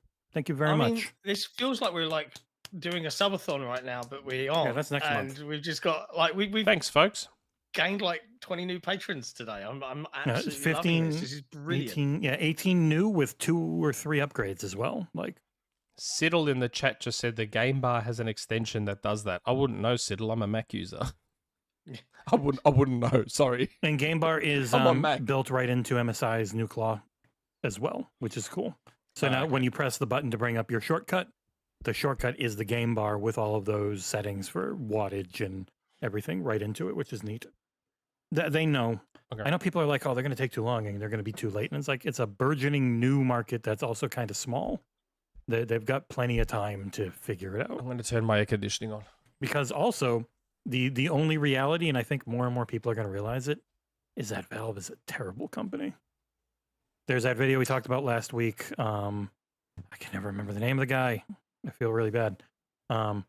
Just going into Valve and their love of microtransactions and why is Counter-Strike so popular with money laundering and stuff. And it's there's lots of allegedly supposedly bad things about Valve as a company, just like Microsoft. They're all bad. But people have their library there, so they just want to use it, and I get it. Yeah. I don't know. I think, I mean, that's an exciting prospect for 2025. It's a shame that Microsoft aren't like, because it's a Steam versus Microsoft race now for handhelds on that aren't a Nintendo, really. And Steam are very smart to get the Steam OS Mhm. to third parties. That's a really good It is move. Steam OS also is tied to very specific hardware. Yes. So that is one of the things Windows just has the best driver support and probably always will until it blows up in But you see heat the death of irony the here. universe. But yeah, we'll see. You see the irony, though. So Microsoft came into gaming late, tried their hardest, and now they're waving the white flag. And they're like, well, we're going to be at the Xbox anywhere, Xbox OS everywhere. And then Steam OS is like, no. We're going to be Steam OS everywhere. So they're getting their lunch cut no matter where they go. Somebody who has used this a lot, SteamOS has a lot of problems. A lot. I've had this hate Steam. I've had this thing rebuild itself 5 or 6 times on me. Like it just, it's PlayStation. Like I'll turn it on and the operating system's just dead and it has to rebuild it for an hour. It's still Linux, and Linux is really cool if you know how to use it, and it's really, really annoying. It's also on Arch now, I think, BuzzSwan. Debian's the old Linux. It's on Arch Linux, if I remember correctly. And Arch is fine. Mac Linux? Mac is a really weird offshoot of Linux that's been very customized, but that's a big Linux thing. But yeah, Mac. all the time, Jodicus. But Steam does it in a different way too, where some games let you download, and it takes fucking forever, so it doesn't actually help anything. You can download pre-cache shader files when you do the install, and that takes 10 minutes because the CPU on that thing's not incredible, and Steam has to unpack while it's installing. So like installing a 50 gig game the download can take 20 minutes and the install can take an hour. It kills me sometimes. Overall though, it's still a nice piece of hardware and it's fun. It's just got a lot of But problems. that's it. Anything else from CES, Nick, that you wanted to particularly talk about? Yes, and it's not video game related. No. Movies? I'm shocked. The fuck is up with all these transparent TVs, man? Like, they're cool looking, but explain to me their purpose outside of decoration. Their decoration. They're for like display for company like stores and stuff like that. Yeah, they are decoration. That's all they are. It's an aesthetic choice. Like if I was a millionaire, if I was rich and I was a millionaire, I would buy them purely as that. So just have them on a wall somewhere displaying some cool shit in the background. LG had the picture TV, which you could have it and it looks like it was an art thing, and you could get frames. Samsung did that first. Oh, okay. Well, yeah, whatever. But it's been a thing for a while. The transparency just means that you don't have to hang anything. It's just an invisible block, and then it. Oh, did you see and they also like have that laptop that rolls up to be really tall. Yeah. How cool was that? That was cool. The laptop screen that just goes. I would really like to have a nice taller. laptop, but they always ask for them back when you do a review. That'd be cool for shmups. If you're playing a shmup on it, and then the screen just goes. Well, funny enough, if you get that friggin' tablet, the 11-inch, you just turn it around, and it's like you're at an arcade cabinet anyways. Oh my god, that tablet, man, that Acer. Can you imagine, like, you're just sitting there, like, waiting for the bus or something, and like you're playing on this thing, you're playing video games with it, and then you see someone's causing trouble, you just go up to them and grab it, just whack, and you just you could murder someone with the them. Legion Go. The Legion Go is a thick boy. It is. But that Acer though, the transparent OLED is just a flex that you have a lot of money and you overlook a beautiful city. It's I don't know. It's purely for display and decoration. Like you wouldn't actually watch TV on it. But what if you have it transparent except for whales? I don't know. It's fun. It's just fun tech. CES is a Good lot idea, of this is RF. never going to exist. How cool would that be? What RF said. You have 3 of them behind each other and display multiple things at once, lay it on each other. That could be cool. Man. The biggest news seeing new tech like that though. Wasn't the biggest news at CES that we didn't talk about? TV, movies, TV. Yeah, TV from Sony's, PlayStation. Oh yeah. Now TV is great. Well, it is funny. I have seen people complaining that they have way more. And Resetera got mad at when someone pointed it out, but it's like they have a lot more announced for TV and movies than they do for gaming. Yes, then they do games. But when you point stuff like that out that doesn't look good, then they start to get really technical about it and say, well, actually, but when it's Microsoft, it's all the same shit. Yeah. Because Microsoft did TV, and then a couple weeks just showed a bunch of really good looking games and had a great lineup, but the damage was done. Yeah. But yes, Sony is making a reboot of Starship Troopers called Helldivers. that makes that movie makes no sense to me because the game was inspired by Starship Troopers, a movie that already exists and Sony technically owns, and then now they're going to make a movie on Helldivers, which would effectively be a Starship Troopers movie. And they own the rights, right? So And they own the rights to Starship Troopers. I would like to take this opportunity to recommend that everybody click the link that Tom Henderson has posted in chat and then call him a pervert. But also, where do I pre-order this? What is it? Jesse might want to show it on stream. I don't know. It's only a Twitter video.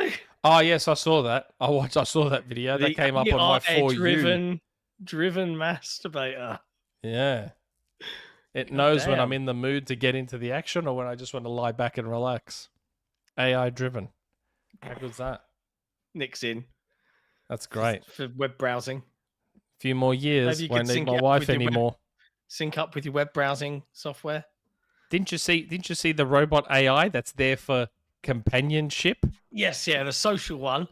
Yeah. Your It's there for girlfriend if you social want. companionship. Yeah. But no one asked if you could fuck it. They were just like The interviewer was like he had it. Yeah. He wanted to. He wanted to, but no one actually asked. And they confiscated all of Diddy's lube, so you get some of that. Oh my god! I saw a tweet about that related to the fires, and I was like, "Oh my god, how has someone thought of that already?" Man, those fires in LA are absolutely Full on. shocking. Like the Full on. aerial image where you can see the grid of all the roads and everything is just fucking hellfire. The first thing I said though, insane. isn't it winter? Yeah, Isn't it but winter? If you ever look up the Santa Ana winds, and it becomes a political thing with climate change, in those it was like 90 to 100 a mile an hour wind gust, which is why it was just impossible to stop. Like it was just crazy wind nonstop. So the moment they started, they were just blown everywhere. Don't get rain often. It's the worst case scenario. So even though you do all the prep you can, you got all the work you It's can. awful. When you've got that type of hurricane level wind gusts, it's impossible to stop. Yeah, that was Well, Super absolutely dry, insane. super windy, just really sucks. Scary Tons stuff. of GoFundMe's and stuff out there. Definitely, if you can support them, just triple check them to make sure, because real shitheads like to start up fake ones. But yeah, that was CES as well. Brett Bingham in the chat. What about Helldivers 2 being announced for Xbox at the developer direct as the super surprise extra fit No. game if there is one? I said I had heard an update on that, and I had heard that those talks for Helldivers 2 were off. That's a shame. Not happening. That's a shame. That's what I got told. Which I kind of understand, but yeah. I'm curious how the as far game as keeps I know- going. It's got a pretty good player base on PC that we know of. Not sure how it is on PlayStation. Probably fine. Mm. It's fun. I like Helldivers 2 when there are not Nick type people to play with. When you are in a party, it's very fun. With people who know how to use the call-ins and don't drop them on you. Yes. Yeah. Or when they drop them on you for lols. That's also fun. Nope. Last news story really that is worth mentioning is all of the Ex-Annapurna video game staff have absorbed or will absorb former Take-Two indie label Private Division and take over the publishing of all of their active portfolio. So that includes games like No Rest for the Wicked. Not a bad result. So for those that missed the context, Annapurna, the publisher, like for games, everybody left because after a power struggle, it all went a bit wrong. They've reformed as a new company. They were looking to these people who did this were looking to go independent, and that fell apart. Yeah. And then they all left. They've formed a new company which hasn't got a name yet, but they are absorbing Private Division, which Take-Two said they sold to an undisclosed buyer. Yeah, I back think, in November. previously. Yeah. Embracer. No, these guys. Embracer's not buying anything, but it ended up being them. And that's it. That's all the news. There's a lot. That's everything. Is that? Yeah, it's been over 2 hours. And we did not have a long playing game segment, so that was a long one. A lot of news this week. Yeah, it's terrible. PG, 2G, like just God, people keep talking about all the rich people, but there's way more low income renting houses, like just rich all people. gone, and they friggin' I'll just go buy a new house with all their millions, man. yeah, well, and they just canceled like so many of the insurance for fire last year too, and now they're trying to price That's gouge shocking. No for way. rent, and yeah, it just sucks. There's supposed to be rules Jesus. against price gouging, but you know, people life That's finds a way. Ugh. All right. Friendly that happy reminder note. to the 250 plus people watching right now. If you haven't hit that like button, please do so. If you've enjoyed this show, consider supporting us on Patreon. If you weren't lucky enough to get one of the gifted memberships kindly donated by folks like Tom Henderson and Creaky Legs earlier on, head to patreon.com/XboxEra. Speaking of our wonderful patrons, I think it's time to name a game. In fact, it is. Oh, is it?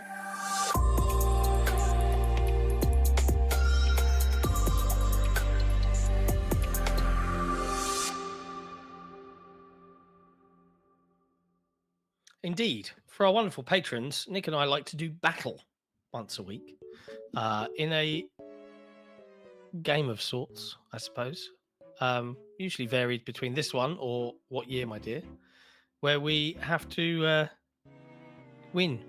And if we win, one of you lovely patrons gets a free game, which is pretty cool. You have to be a patron. You have to be in it to win it. So if you want to be on the list to, you know, get a game out of Jesse's large sack of fun, It's normal sized. head to patreon.com/XboxEra. This week, Nick is playing for Pro Elite Dota, and I am playing for Hush Al Ghul. Jesse, what's the theme? And I probably need buzzing, right? Yeah, I gave you the code already. The theme this week: games Microsoft will not bother porting. Games I love this thing. IP they own, games they own that just aren't going to be worth porting. So that means that this has no Anything? no options this week. It's already done. Because they're porting everything. There's no red lines. No red lines. Nick wins. He's got it. He's done it. I won. Some of these you might not have heard of. I don't care. I thought of funny names for them. All right, Let's gentlemen. Number one is a single word, a single compound word. That compound word being deranged revolution. Oh, shit. Nick, Why did I do that? 10, 9, 8, 7, 6, 5, 4, 3, 2, 1. Nope. John, for the steal, you've got a few seconds. Whoa. Why do I get countdown 10, here? 9, What? 8, Deranged 7, Revolution. 6, I 5, don't think they own it. 4, Jesse's 3, going to laugh so hard when 2, he hears what I was going to say. 1. Mad Tracks. What were you going to say? I don't think they own Mad Tracks. I was going to say Crazy Taxi. Loco Cycle. Oh, Oh, yes. that is the port that PlayStation 5 players deserve. Yeah. Nobody got it in chat either. I everyone's saw forgetting about Deranged launch games. and immediately went to Crazy Taxi and then buzzed and then went, oh, shit. Who could not remember Loco Cycle? All right, gentlemen, number I've 2. got it. I bought it. Oh yeah, I think I own it too. I know my old account, not this one. 2 words. Those words are revolutionary destroys. If you get this one, it should be worth 10 points. Wow. This is an old Activision game. Revolutionary. I will look up the. What about the platforms. platform? Can we at least get the platform? Yeah, I got to look it up first. OG Xbox?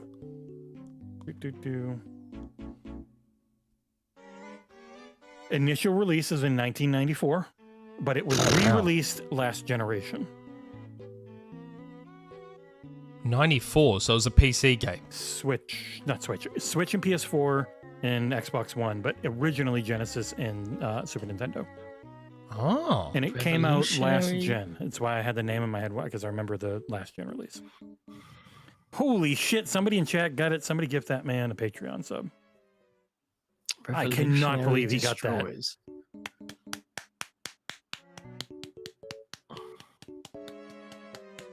I don't know. Wow. Now I've got Zach crazy Riley. in my head. I got Alright. crazy in my head. You both No. give up. You probably won't get this one. But Zach Riley got this one. Radical Rex. Oh, okay. Rex destroys. I don't even know what that game is. It was the Is it little- Rex in WRECKS? No, REX. He's a dinosaur. Oh, okay. Yeah, I've never heard of this. But game. yes, I'm using it as in destroys as in Rex. But he And got it it. came out last gen. Yeah, they re-released it last gen. It was a Cubite Let me classic. Google that. I can literally give you the Switch store listing. Oh, yeah. Radical Yeah, Rex. it was an old Activision game. Did that come out again? Yeah, Last generation. It's $8 if you want to go buy it right now. Wow. Okay. All right, the next one is one of the dumbest ones I've ever done. It's incredibly long. Please read. It is, in fact, Timber-fifth letter. No Tuas. Expert white guy reggae music dash Kate Blanchett composer movie misspelled. Oh my god. Hold Fifth on. How letter's many one. words is this game? 4. Timber, fifth letter. No Tuas. Expert white guy reggae music. Kate Blanchett composer movie misspelled. This is ridiculous. Yep. Yeah, this is the worst name of a game ever. I don't want to win. Sorry, Rush Al Ghul. So fifth letter is E. A, B, C, D, E. Timber Yeah, but- E. Timber. Timber E. Timber's a rough one because I've done something like this before and I couldn't just use what I did last time. But look how he spelled timber. Why is it spelled Yeah, that's like that? timber is like vibration. Mm-hmm. It's not like wood. It's not wood. Like a That's- vibration. timber is like a Oh, vibration. noise. Vibration. It's like it's a vocal, like the Ah. timber. Oh, No tour. Yeah. Timber was also one of the Titans in Titanfall 2. The one who locked on. I'll say. no tour.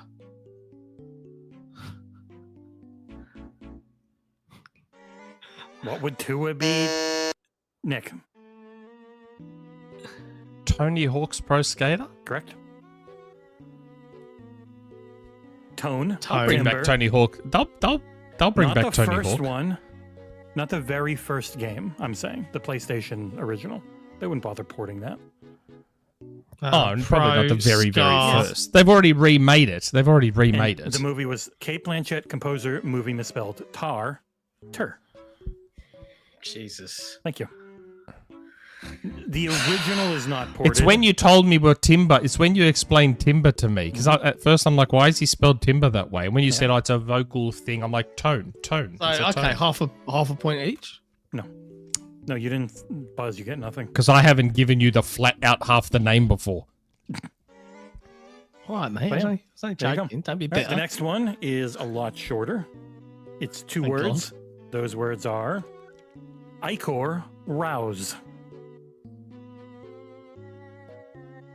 Icor Rouse.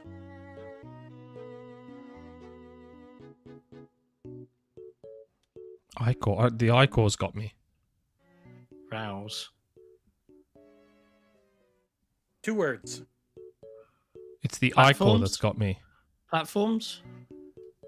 Original Xbox. Original Xbox. Icor Rouse. I don't remember if this game is. I know any what good. I've never Rouse played is. it. I know what Rouse is. I don't know what Icor is.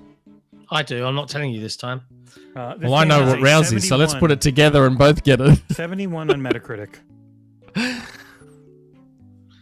Unless Jesse's using a different meaning of Rouse. I'm using the regular meaning of rouse.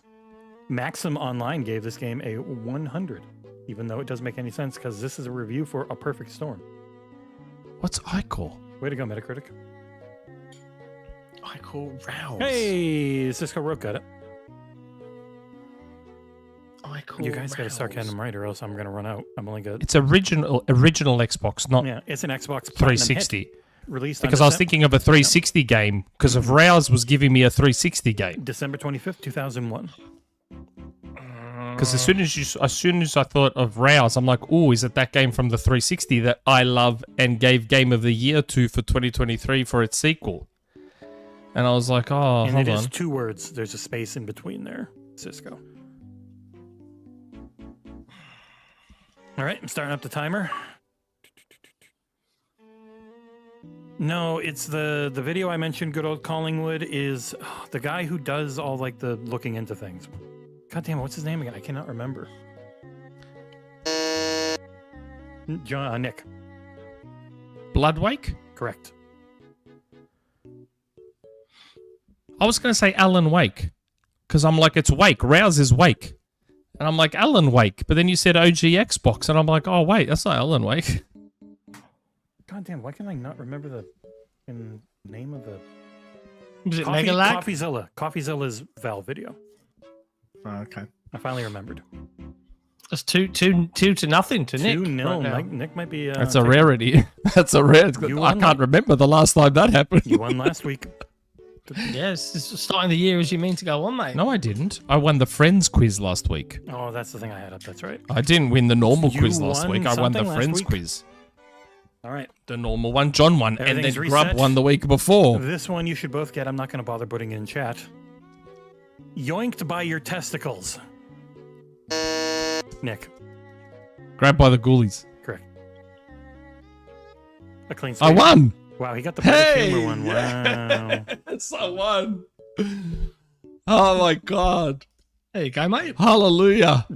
I won for the first time in literally 6 months. It's like the first time in 6 months that I've won. But the game's not over because we do the rest for fun because I did them anyways. The next one is the word one. Uno. Correct. All right, that's 3 points for John. Do they own Uno? Does Microsoft They own publi- Uno? They published it so they could work on porting the one they published. They published a lot of things you wouldn't think they did on that platform. Because Ubisoft owns Uno now, don't they? Mm-hmm. But they published it because a lot of early Xbox Live Arcade was them publishing for some reason. I don't know why. Okay. All right, the next one, as I clear buzzers, is minuscule guns. Oh, John. Small arms. Nick for the steal. Oh, What? shit! It's the Xbox Live Arcade game. Shit. Start on the timer. Hey, How Hold did on, I say not it get again. that? Say it again. Small arms. minuscule guns. Oh, minuscule guns. Shit, I can't remember. Tiny something. Tiny arms. Not small arms, tiny arms. It's a completely different Bullshit. word. John. I have that game. Bullshit. I have that game. I got this off Wikipedia. You want to yell bullshit at me? Feel free. Shit. Small arms, video game. Shit. Xbox, arcade. Little, I had it. It was a little, you had a little Maybe- gun. Maybe It was they like had a the wrong name. Small arms. Point for John. small arms. John's up Small 4-3. arms. I'm sorry. There you go. That's why when Jesse said Nick for the steal, I was like, oh, what? I was like, there's no way I got that wrong. They I have had it that written game. wrong on their thing. And I've never heard of it, so I didn't know. Yeah, it Tiny is. It's called arms. Small Arms. I own It's it. called I Small own Arms. Small Arms. It was Alright. actually, it was like a Smash Brothers clone. Small Arms. Here is the next one. It is infinitesimal semi-liquid Soren. So how many words is this? 2. Sorry, infinitesimal semi-liquid storing. It's in Soaring. chat. Yeah. Infinitesimal semi-liquid soaring.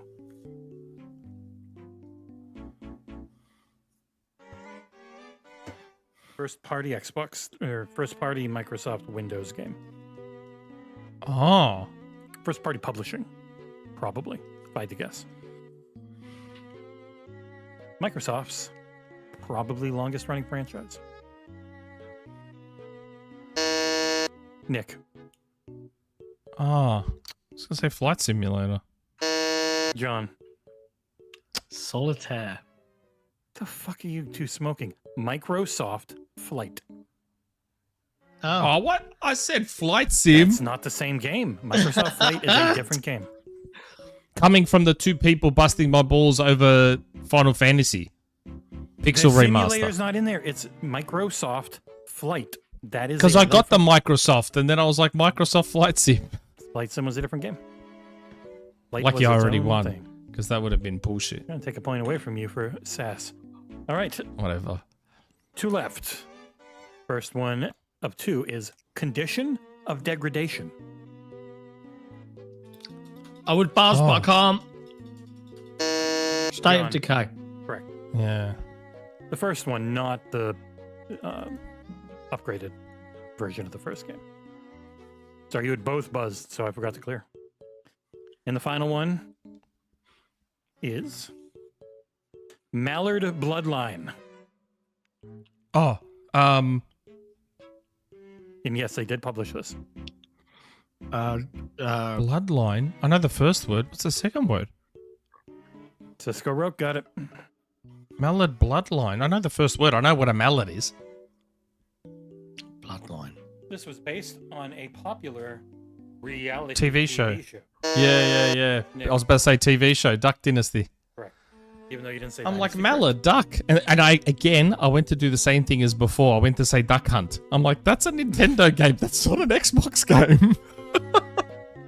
Well, congratulations to Mr. Pro Elite Dota. The Pro Elite Dota. Message me either on the forums, Discord, or Patreon. You know him. You know him. He's in my Discord all these years. Oh, what's his name outside of it? Duke. Oh, it's Duke. Dookie Duke. Yeah. Oh, okay. Yeah, Dukey Duke. Yeah. Dookie Duke. If you watch this, just Dookie DM Duke. me. He's a Patreon. Patron. Oh, I like that. That's good Yeah. stuff. I love our patrons. We love them a lot. Yeah. In fact, we love do. them so much that all of our patrons get the ability to ask us questions every week. And because we Hardly value anyone their did. voice, yeah, not many of them did this week, but you could if you were a member of the Patreon. So head to patreon.com/XboxEra if you want the privilege to make this show 6 hours long. Just get your questions in every week and it will be the thing. But yeah, much love to all of our patrons. You guys, like, today has been amazing. 2025 is your year. We're going to make every effort to give you cool stuff. Far and away All the year most long. patrons we've ever had. Yeah. Speaking It's of awesome. patrons, there's a super chat from one. I don't know when Ooh. it came. Oh, Good old Collingwood has a super chat. Oh, I Jesse, answered was him, the yeah. video was the video you mentioned slop economics by Pillar of Garbage? No, it's the CoffeeZilla one. I don't have a link or anything, but CoffeeZilla put out a thing about Valve. That was pretty oof. If you watch it. Abdul, they're never going to announce the Switch 2. Nintendo are petty. They're never going to announce the Switch 2. We're going to wake up one day in March and it's just going to be in stores. And everyone's going to be like, It's the The Saturn fuck? Part 2. Nintendo is so petty. All these leaks are why they have Oh, not they revealed went it yet. after they so the rumor is, or people are saying their lawyers went after Genki, the accessories. Yeah. Who 3D printed Yeah, it, 100% because they Genki did. had said they had a black market Switch. And so Nintendo's like, where the fuck you get that thing? I bet. Allegedly. Yeah. Come on, man. And this is what I'm saying. People are at me on Twitter. What's the big deal? Nintendo can announce it whenever they want. Why does it matter when they announce it? It's like, what do you mean? Their reason for not announcing it is stupid. Like you said it last week. Oh, they want to maximize Switch sales. That's a silly argument from Nintendo's perspective because think about it, right? A casual gamer that has waited 7 years to buy a Switch, why would they hold off on buying the Switch if the Switch is 2's coming? They're not early adopters anyway. I got to check. So the people I that got to cut you off, Nick. At Awesome Games Go. Done Quick, they are now playing Crazy Taxi with a live pop punk band to provide a soundtrack for it. What? awesome. It's a hell of a thing. Awesome Games Done Quick. Oh, man. Yeah. Crazy Taxi with live backing band. And they're just there playing. That's sick. Amazing. How good's that? Mm-hmm. I just saw that on the Discord. I was like, ooh, that is cool. But yeah, it's dumb that Nintendo didn't announce it. They're just being idiots now because people are like, well, what does it matter to you? It doesn't matter to me. In the end, I'm going to buy it when it comes out. But Here's the like, problem. think of your partners. Think of your partners that wanted to reveal stuff at CES. Think of your partners, your devs that wanted to announce games for it. Like, stop just being arrogant pricks and announce the stupid thing. We all know it exists. We all know it's coming out in 2025. Just fucking announce it and reveal it. Like, just stop being dickheads about it. Just dickheads. It's not Nintendo. I'm telling you, everyone was like, "Oh, it's being revealed on the what date did they say?" Everyone's like, "Oh, it's definitely going to be revealed on the 7th, 8th. When was it? The people were like, "Oh, it's being revealed tomorrow." Yeah, the Switch That's 2, happened several times. The Switch 2 and GTA 6 trailers are supposedly coming every week. Yeah, I know. It's just Nintendo now are in full petty mode. They're like, fuck yous. If you're just going to leak everything, then we're not going to reveal it. Fuck yous.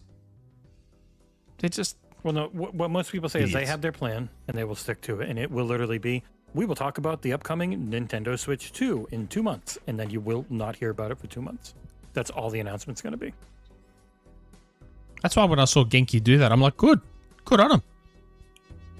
They got very scared, though. Idiots. But here, we'll have some And did you see backing music. Nintendo's response? They didn't say it's not real. Yeah. They said it's not official. Mhm. They didn't say it's not real. Not official. It's corpo speak. Pick their words very carefully. Because Genki's like, yeah, hey, look, Switch 2. I'm really love that. curious That's how the so Switch good. 2 does. I'm very curious how it does. It will do well, but not as well as the Switch. Yeah. It seems likely. That's what And then how does I Nintendo think. shift? Because they will have shareholders to answer to. Nah, I think they'll just do Switch 3. Let's say, I think how they'll just will do they Switch do 3. it? Hey, I got it. It's I going don't to come to too much on the MP3, so that's why I don't have it too loud. I was just vibing, man. You know that vibe. All right, JD first on It's the forum. community questions. Balatro really needs cross progression. Yeah, it would be nice. You know, I don't play it on phone at all, like I thought I would, because I don't Yeah, want to start same. all over again. I Same. don't want to start all over again. It's weird, that, isn't it? Cross progression should be standard across the entire industry now.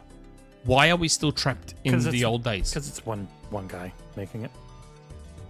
No, I understand that, but like, he's got a lot of money now.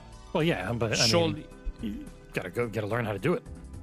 no, I know, but I'm sure he can get help now. Maybe it'll come. He's got the money eventually. to get help. It's in Warframe, which really helps. Because I like jumping between PC and Xbox to have no idea what I'm doing. If I hadn't beat Prince of Persia so fast, I would have bought it on Switch as well. But in the end, I smashed through it on Xbox and I beat it now. So, but yeah. Anyway, community questions Hardly because any we love community our questions. patrons. Yeah. JD, depending on if it's already been announced or not, do you think in future Dev Directs that they'll announce a Game Pass drop or more than likely keep doing third party, particularly one game there and might be a drop in Game Pass?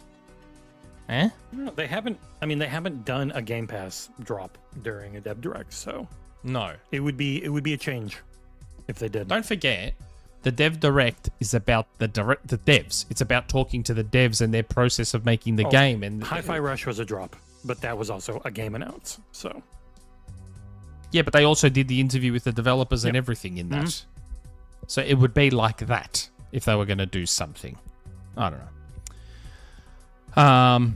Maybe they have so much now that it might get to that point where they don't have much choice. and they have so much coming to Game Pass. It's gonna be really curious how they dole them out, because like third party they can't control, but they add other stuff that isn't new. So when do those come? Because they're all the Call of Duties are getting set up to come in, and they've still got Tony Hawk 1 and 2 set up to come in. Like they've got the PC versions ready for a lot of stuff, but they know Call of Duty's gonna eat like smaller releases, and they don't. It's a tough thing to avoid. Grand Benefactor Assassin. Hello to John, Nick, and Jesse. Finally, after much anticipation, Microsoft has announced the next developer direct, and boy, did they bring some heavy hitters. I'm honestly a bit shocked that they only brought 4 games, considering that they have many more first-party games launching this year. Because of that, I wanted to ask, is there a chance that Fable and the Outer Worlds 2 have been delayed, or are they saving those 2 for the June showcase? Also, what do you guys think is the big surprise game at this direct? Tell us what you think. And no, Nick. Thank you guys for all that you do. I don't know. I legitimately 100% don't know, but I also am legitimately 100% trying to find out. Not to ever say, but just because you want to know. Yes, because I want to know. yeah, I we think did- Fable will be 2026. You think Fable will get delayed? I think that heavily depends on when is Grand Theft Auto. You reckon? I mean, other games are allowed to release when Grand Theft Auto does. That is the black hole release. You don't want to be too close to. Yeah, okay, but that's fine. If Fable gets delayed to 2026, they can do it early 2026. Yeah, GTA would most likely be fall. They have so much. I don't know that they really announce a date. The whole point is to only announce dates once you know. So I'm curious. Whatever, Rand. You know. Yeah, I don't know if Outer Worlds 2 will get delayed. Obsidian seemed pretty... DM it to me, Rand. I want to know, but never tell John or Nick. No, I want to know. DM me. I'm the one trying to find out. No, you talk to him. Funnier if you don't know. I won't say it. Especially, you know why I won't say it. I have a reason to not say it. Yeah, your blue will fire you. Hello, Boots. Yeah, I think Fable gets delayed, personally. Outer Worlds 2... Nah. That game feels like a game that has probably been ready longer than people think. They wouldn't have announced it as 2025 the first time they showed it if they weren't confident. Yeah. I love Brit in the chat. Rand, tell Nick the wrong game. Just the ultimate troll. That wouldn't matter anyway because I'm not leaking it, so it ultimately wouldn't matter. It's happened to me before where I've been given the wrong information or list of something, don't say anything, and Nick. luckily I didn't leak it. Yeah. Haven't I? Yeah, all of your I've been CES given wrong things info. you were told, what, and just absolutely Yeah, nothing. I was told certain things about CES that never happened. Lucky I didn't fucking leak it. Hyphen G. There's a mystery person. Oh, there's another person on there?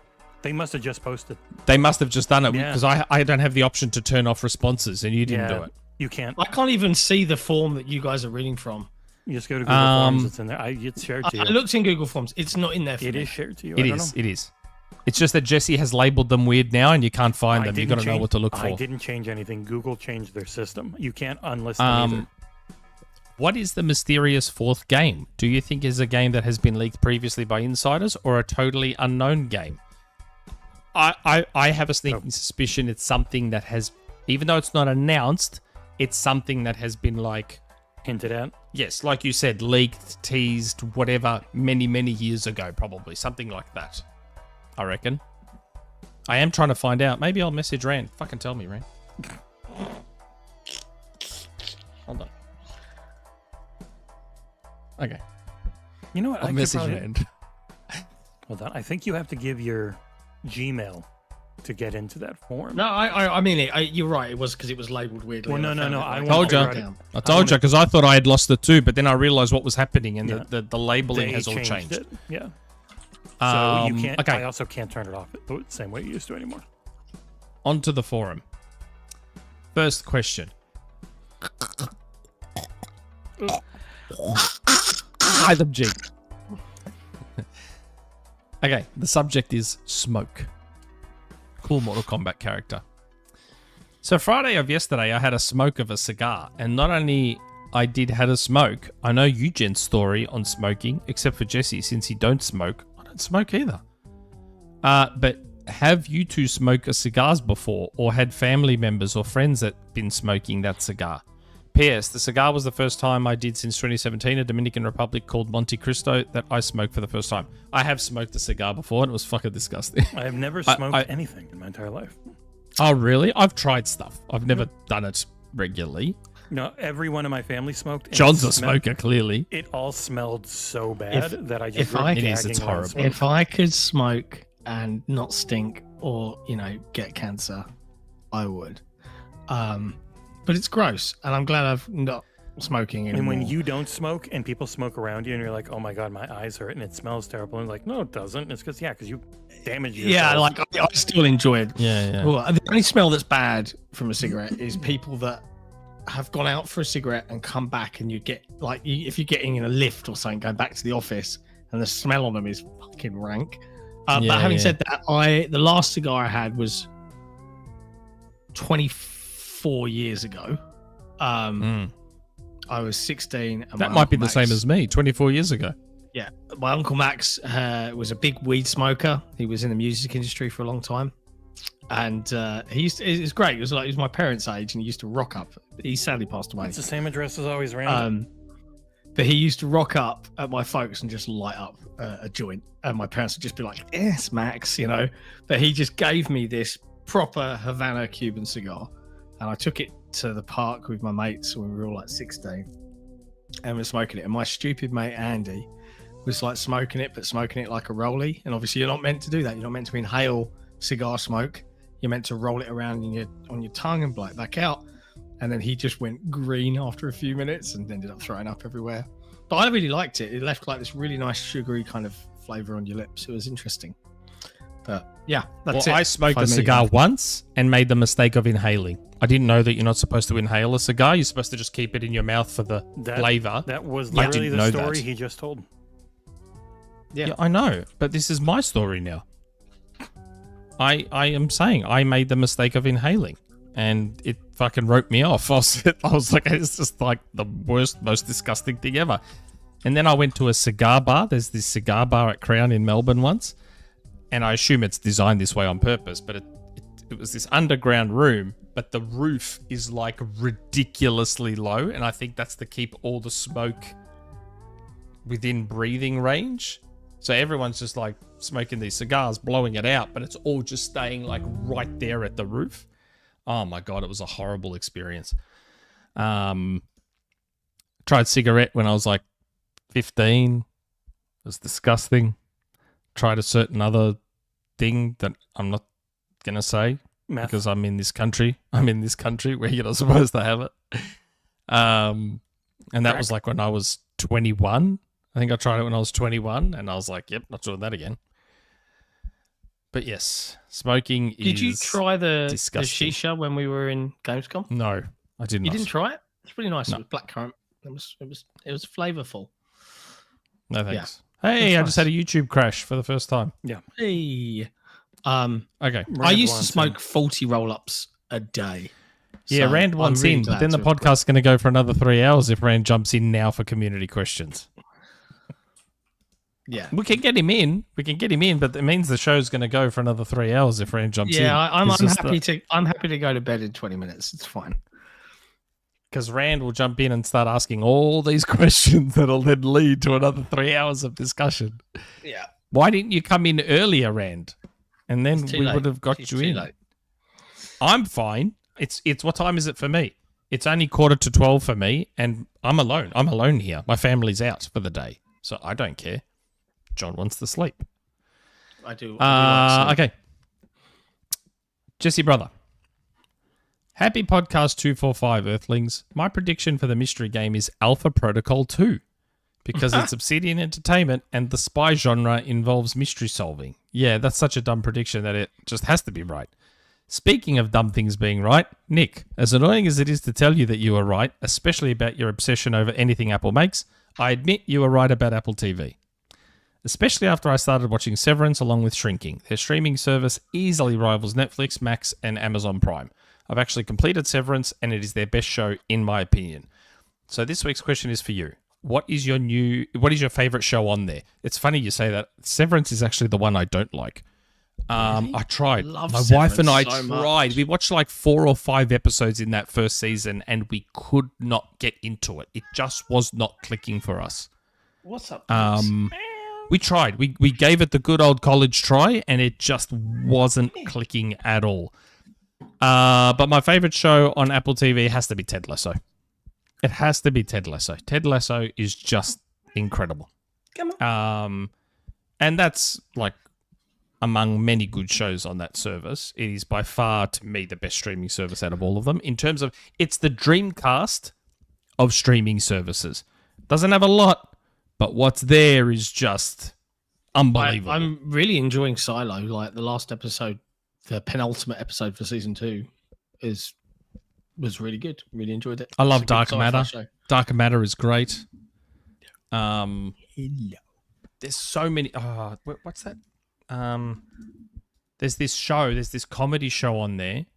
That no one talks about. No one watches it. No one anything. I mean, Bad Sisters season 2 is out. Bad Sisters was great. That's set in England, in the UK, about these British sisters. Very good show. Where they want to kill their brother-in-law because he treats one of the sisters like absolute shit and they want to kill him. And I won't spoil it, but very, very good, funny show. Very dark. The one that I love that is Disclaimer is great with Kate Blanchett. That was good. Yeah. disclaimer was... Oh, you did watch it in the end? Yeah, I watched the whole thing.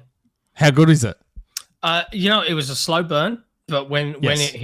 it hit hard. Yeah, it hit hard. I was like, oh, Yeah. don't we all feel like absolute cunts? Yes. But you don't understand. I was going all in on her. Like, I was like, oh, that's fucking horrible. I can't believe she fucking did that. Oh my God. I feel so sorry for Sacha Baron Cohen. Blah, blah, blah. And then the end comes and you're like, oh God, I feel so horrible.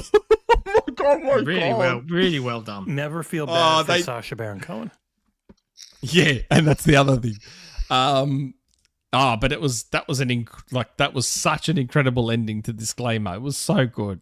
I need to find it. Morning Wars is good. That was the one they led with all their marketing because it had Jennifer Aniston in it, John Hamm, blah blah blah. Reese Witherspoon. Morning Reese Wars without is a spoon. good.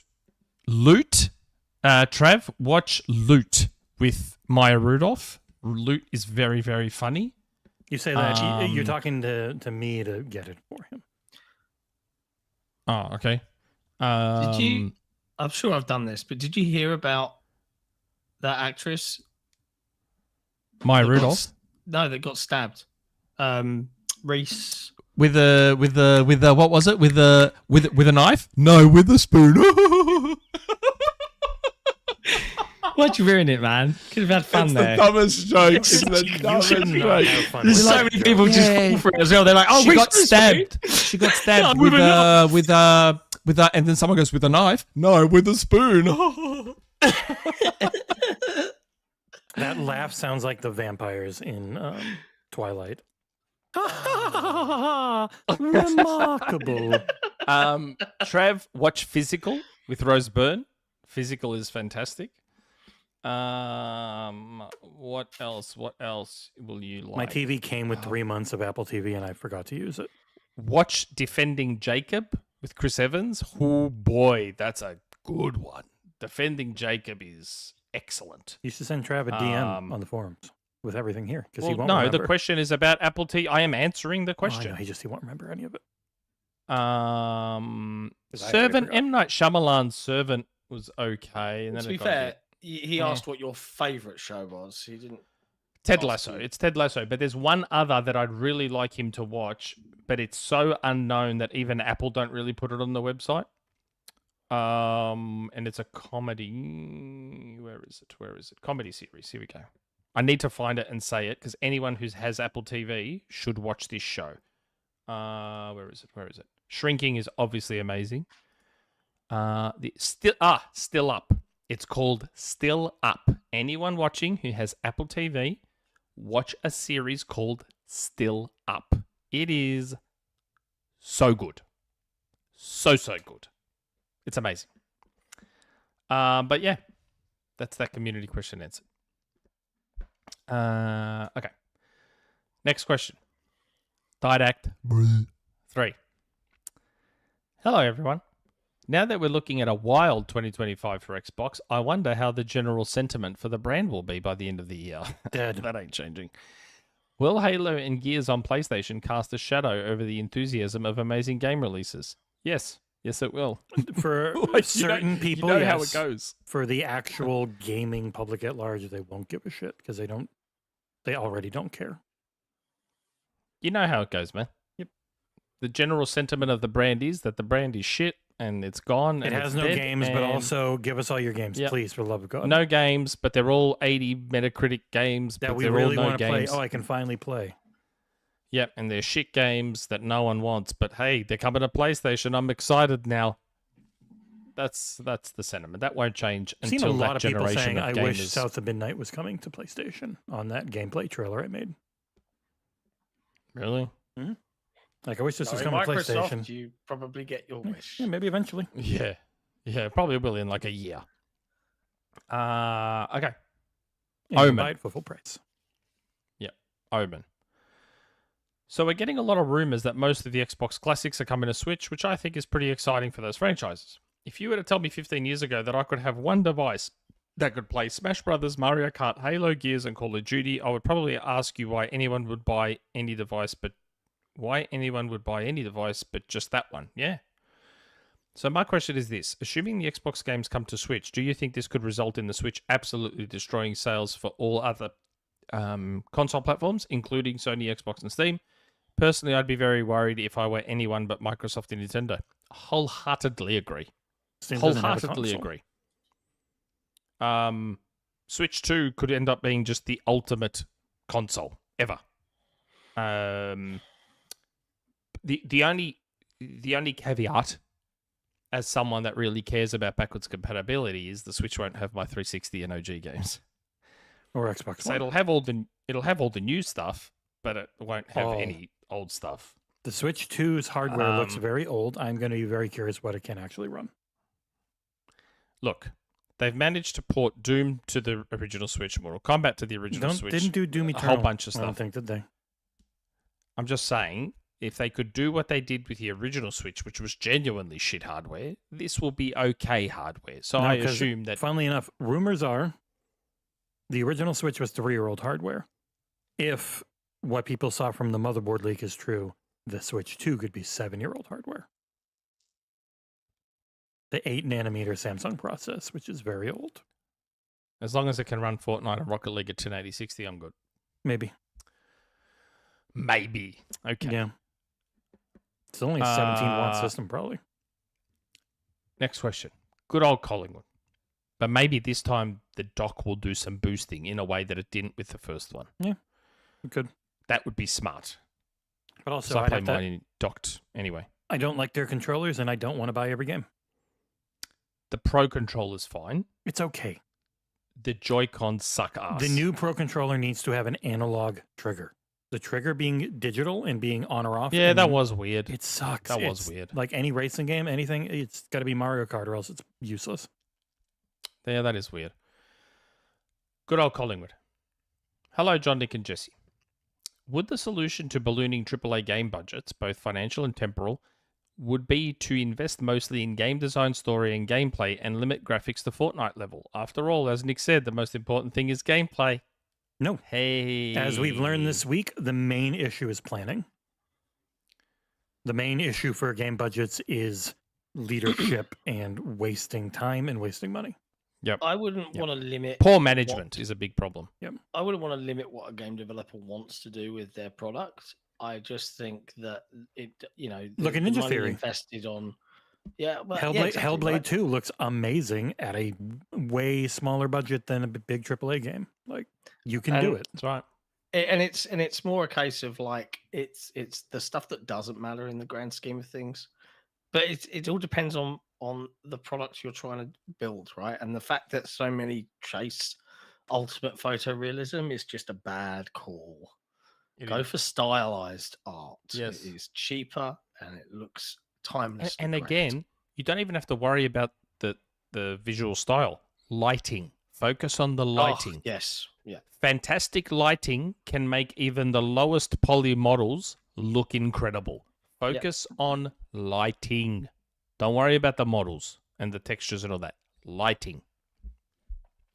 Or do both if you can Abdul. plan right. Yeah. Abdul, mate. If I made a dock, I'd want a universal USB-C dock that can dock the Switch, a Steam Deck, Xbox handheld, anything. A universal dock. God, can you imagine how fucking good that would be? Someone probably would make one, mate. Yeah, there's Oh a my lot God, of that'd be modded Switch docks out there. Yeah, I know. 99 Rukin. Hello, everyone. With Xbox being everywhere, they need to license out their games, their in-game engines like idTech and ForzaTech. It would be another way to make money for them. What do you guys think? People don't know how to use them. So if you're licensing out, you also have to like teach people how they work. Yeah. You have to support it as well. If there's problems. There's a reason there's a tricky reason to everyone's on program and Unreal. Yeah, Unreal and Unity are built to teach you how to use them. Yeah. There's a That was the reason problem just with everyone's Slipspace. switching to Unreal. People just didn't know how to use it. So you spend all your time teaching them and then they're gone. Yeah, Slipspace is an engine made for Halo. But the problem was it's such a specialized and Frankenstein engine that's been tweaked and modified over 20 years that getting someone to learn it takes a long fucking time. So That's they're the just same like, thing with Unreal. with Creation Engine, but they need that because of the way they make games. They need the engine that can do that. That is only theirs. unless they have talked to Epic or Coalition to find out, hey, a main feature of our engine is ABC. Can we get Unreal to do that? And if they go, yes, cool, let's go to Unreal. That's ultimately what it comes down to. Bethesda will have certain things. They'll have a style. They'll have a signature. That's them. That's in all their games. And as an example, me saying this as someone who's not a developer and I don't play Bethesda games. But one thing I've noticed in Bethesda games, because I see clips on Twitter and all that sort of stuff, is the fact that you can leave stuff somewhere and then you come back later and it's still there. It's in indie. Yeah, they're cell-based, like with the way their engine works, because BGS versus idTech's very different, which is what Indie is an offshoot of idTech. Yes. But actual BGS is all cell-based, and it's like these cells are these specific areas because you need to box off because there's so much simulation. You're not faking interactions, you're not faking schedules. Everyone's really doing everything, and you can go through and you can watch them do it. And so you have to lock that off or else it gets too big and too crazy and breaks all the time. Yeah. And even like a lot of the culling stuff just wasn't into Unreal until 5. There's no reason for Bethesda with the way they work, with how successful they are, for them to ever change. Like when you look at it, now something might happen in the future and they just decide, fine, whatever. But for now, like it hasn't been a hindrance for their games. Yeah, but what I'm saying is, let's say that's their signature thing, that people can have fun by leaving shit everywhere and they come back later and they muck around with it and blah, blah, blah, blah, blah. If they could talk, because I've never noticed an Unreal Engine game that does that. So maybe if Bethesda were to have a chat with Epic/Coalition, because let's be honest, talking to Coalition is as good as talking to Epic. If Bethesda could talk to one of them and say, hey, can Unreal Engine pull off this thing that is a signature in all our games? And if Unreal turn around and go, yeah, we can make that happen, or Coalition knows how to do that, then I could see them switching. I could see it. Same way I could see it with Halo, and then it ended up happening. Because remember, you were all saying, oh, Halo will never switch to Unreal because of A, B, C, D, E. And here we are, they're switching to Unreal. So I'm just saying that I could see them switching if Unreal can accommodate the things that they would like. That's all. I don't know if they will, but I could see it happening. Look at The Witcher. CD Projekt Red had their own engine for a long time. Obviously, there was something they wanted that Unreal could accommodate. And No, now they've they switched to Unreal. lost most of their talent to Crunch. Yeah, I know, but they still have their own engine. They're not. They're not doing the Red Engine because Cyberpunk was such a. The Witcher 3 and Cyberpunk both essentially being made in a couple of years.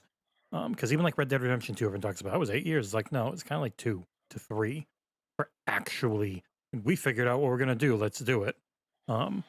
And that's the type of shit where you just end up losing tons of talent because they're like, I'll never do that again. That's one company that'll never switch to Unreal.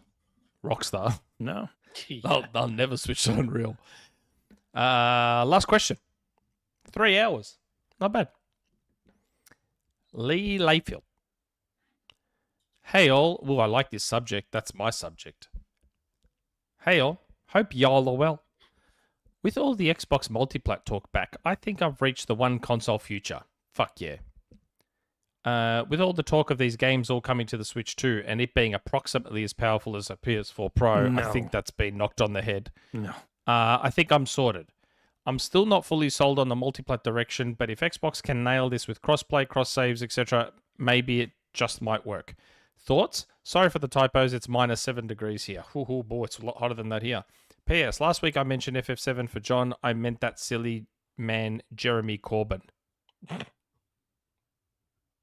I would just say keep your expectations down for the Switch 2's capabilities. Maybe you'll be pleasantly surprised, but it's not going to be like a PS4 Pro. But LeeLayfield, that's my sentiments. I've always wanted a one console future for like 2 decades. I've wanted it. Once I started collecting and realizing I don't have room for all this shit and I'm tired of having 1,000,001 consoles, I'm tired of buying so many consoles, I'm like, I just want one console. Just a one console future. One thing that plays everything would be the best.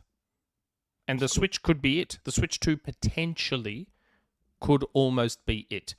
But again, I love my backwards compatibility. So regardless of what happens in the future, I'm always going to keep a PS3 around because that'll play my PS1, PS2, PS3 games. I'm always going to keep a 360 and some kind of Xbox around because I want all my OG 360 and Xbox games. And Nintendo will potentially, if the Switch 2 gets everything, GameCube ports, Wii ports, NSO already has the retro stuff. The If Switch 2 only could be the ultimate Nintendo you console. weren't so into Mac, because you could just buy a PC and emulate. All Yeah, the and I old buy a stuff and it'd be PC. good. Get a really powerful gaming PC handheld If and only have we it all. had an NZXT deal before they everyone hated them. Yeah. But the Switch 2 could definitely be the ultimate Nintendo console that just has literally everything. Switch, Wii U games, Wii games, GameCube, and 64, blah, blah, blah, blah, blah. So, and oh boy, I'm still hoping for Dreamcast on NSO. It's weird. They took everything away. So I'm curious how they bring it back. Like they took so many of those Dreamcast ports and all their Genesis and stuff, just gone. Yeah, Yeah, I don't- know. I don't have faith in Nintendo to have any kind of decent online system again. So I know. I'm all right. I'll pass. I'm I'll really get one if hoping- if they've got a new version of Smash Brothers or an improved version of what exists Oh, look, already. I'm getting one. Like, I am, when March I'll get comes, one, I'm getting but- one. I'll have one sent to me Um, for free.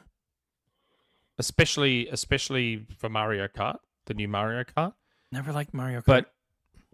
But yeah, I wish they'd let Discord in. Mm. Just let Discord in. That's, so I can that's message the people only there and- platform left that then you could have Discord on just between everything. Games are available everywhere. yeah. And then the chats for everywhere. Because now I can talk between Xbox and PlayStation now. I can jump in a Well, funnily party enough, with friends. Don't and- you have to use your phone with the Switch anyways? So you might as well just use Discord anyways.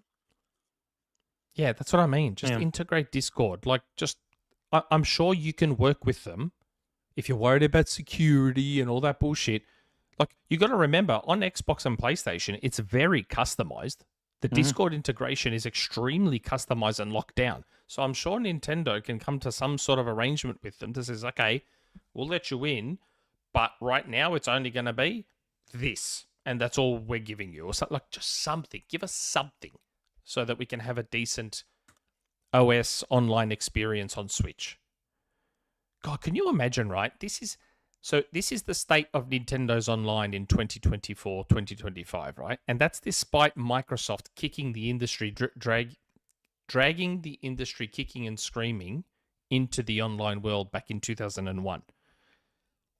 If Xbox did not come into the market, what would Nintendo be in terms of online right now?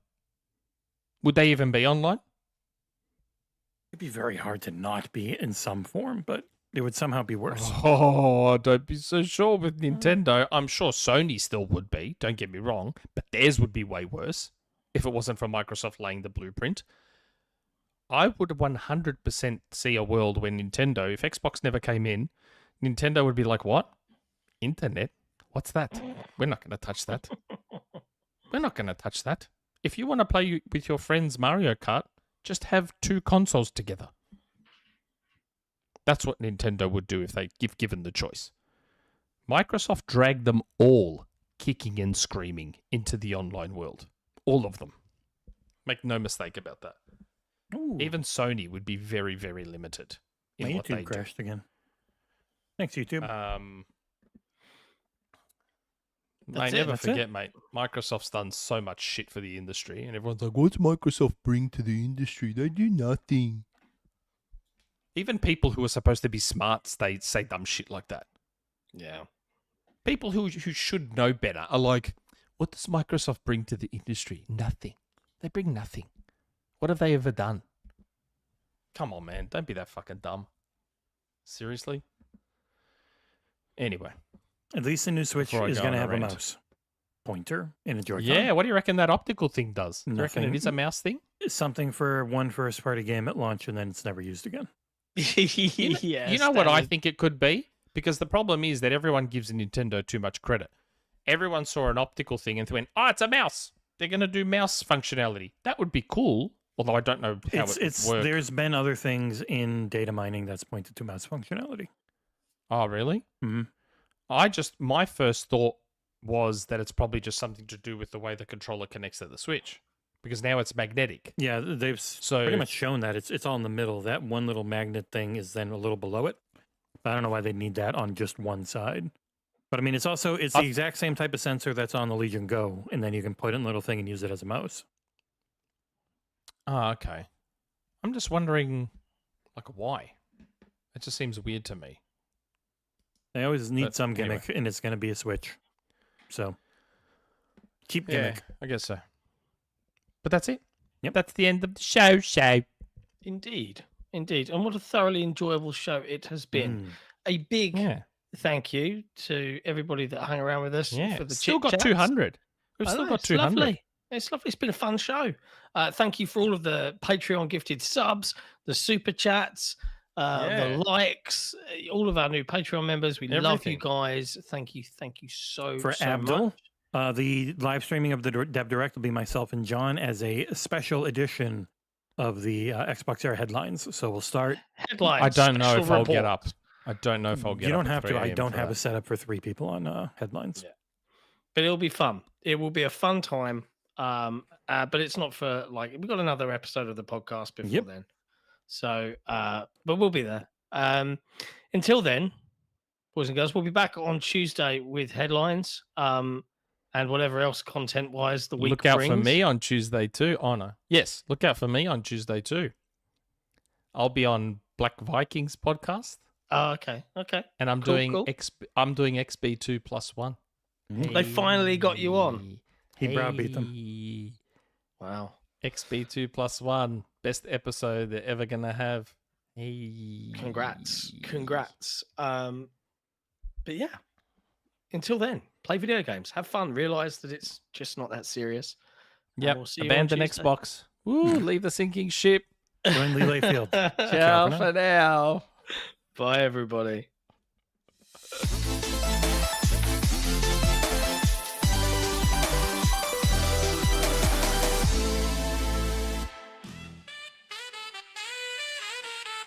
He who makes a beast out of himself gets rid of the pain of being.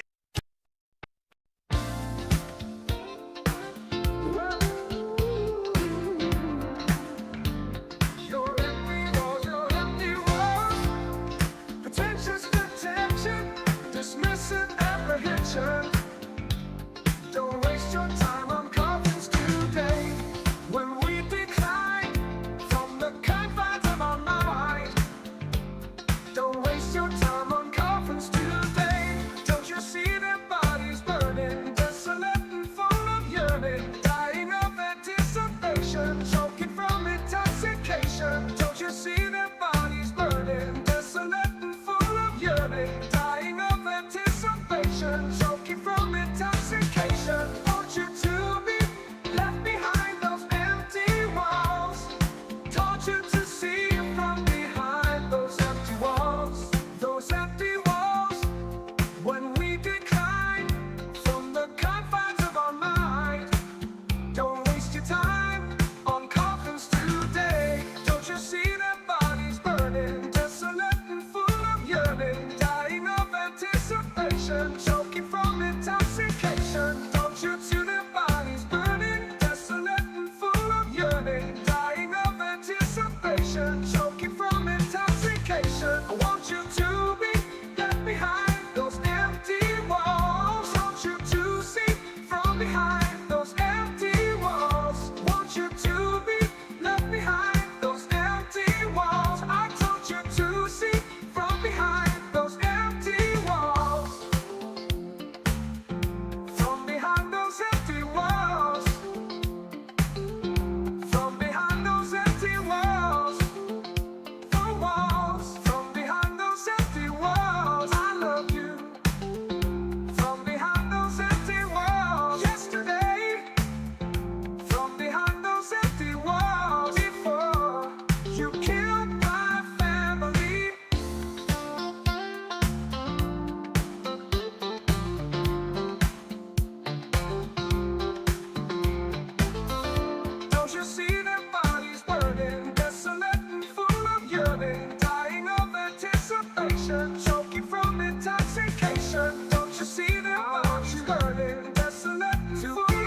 coming to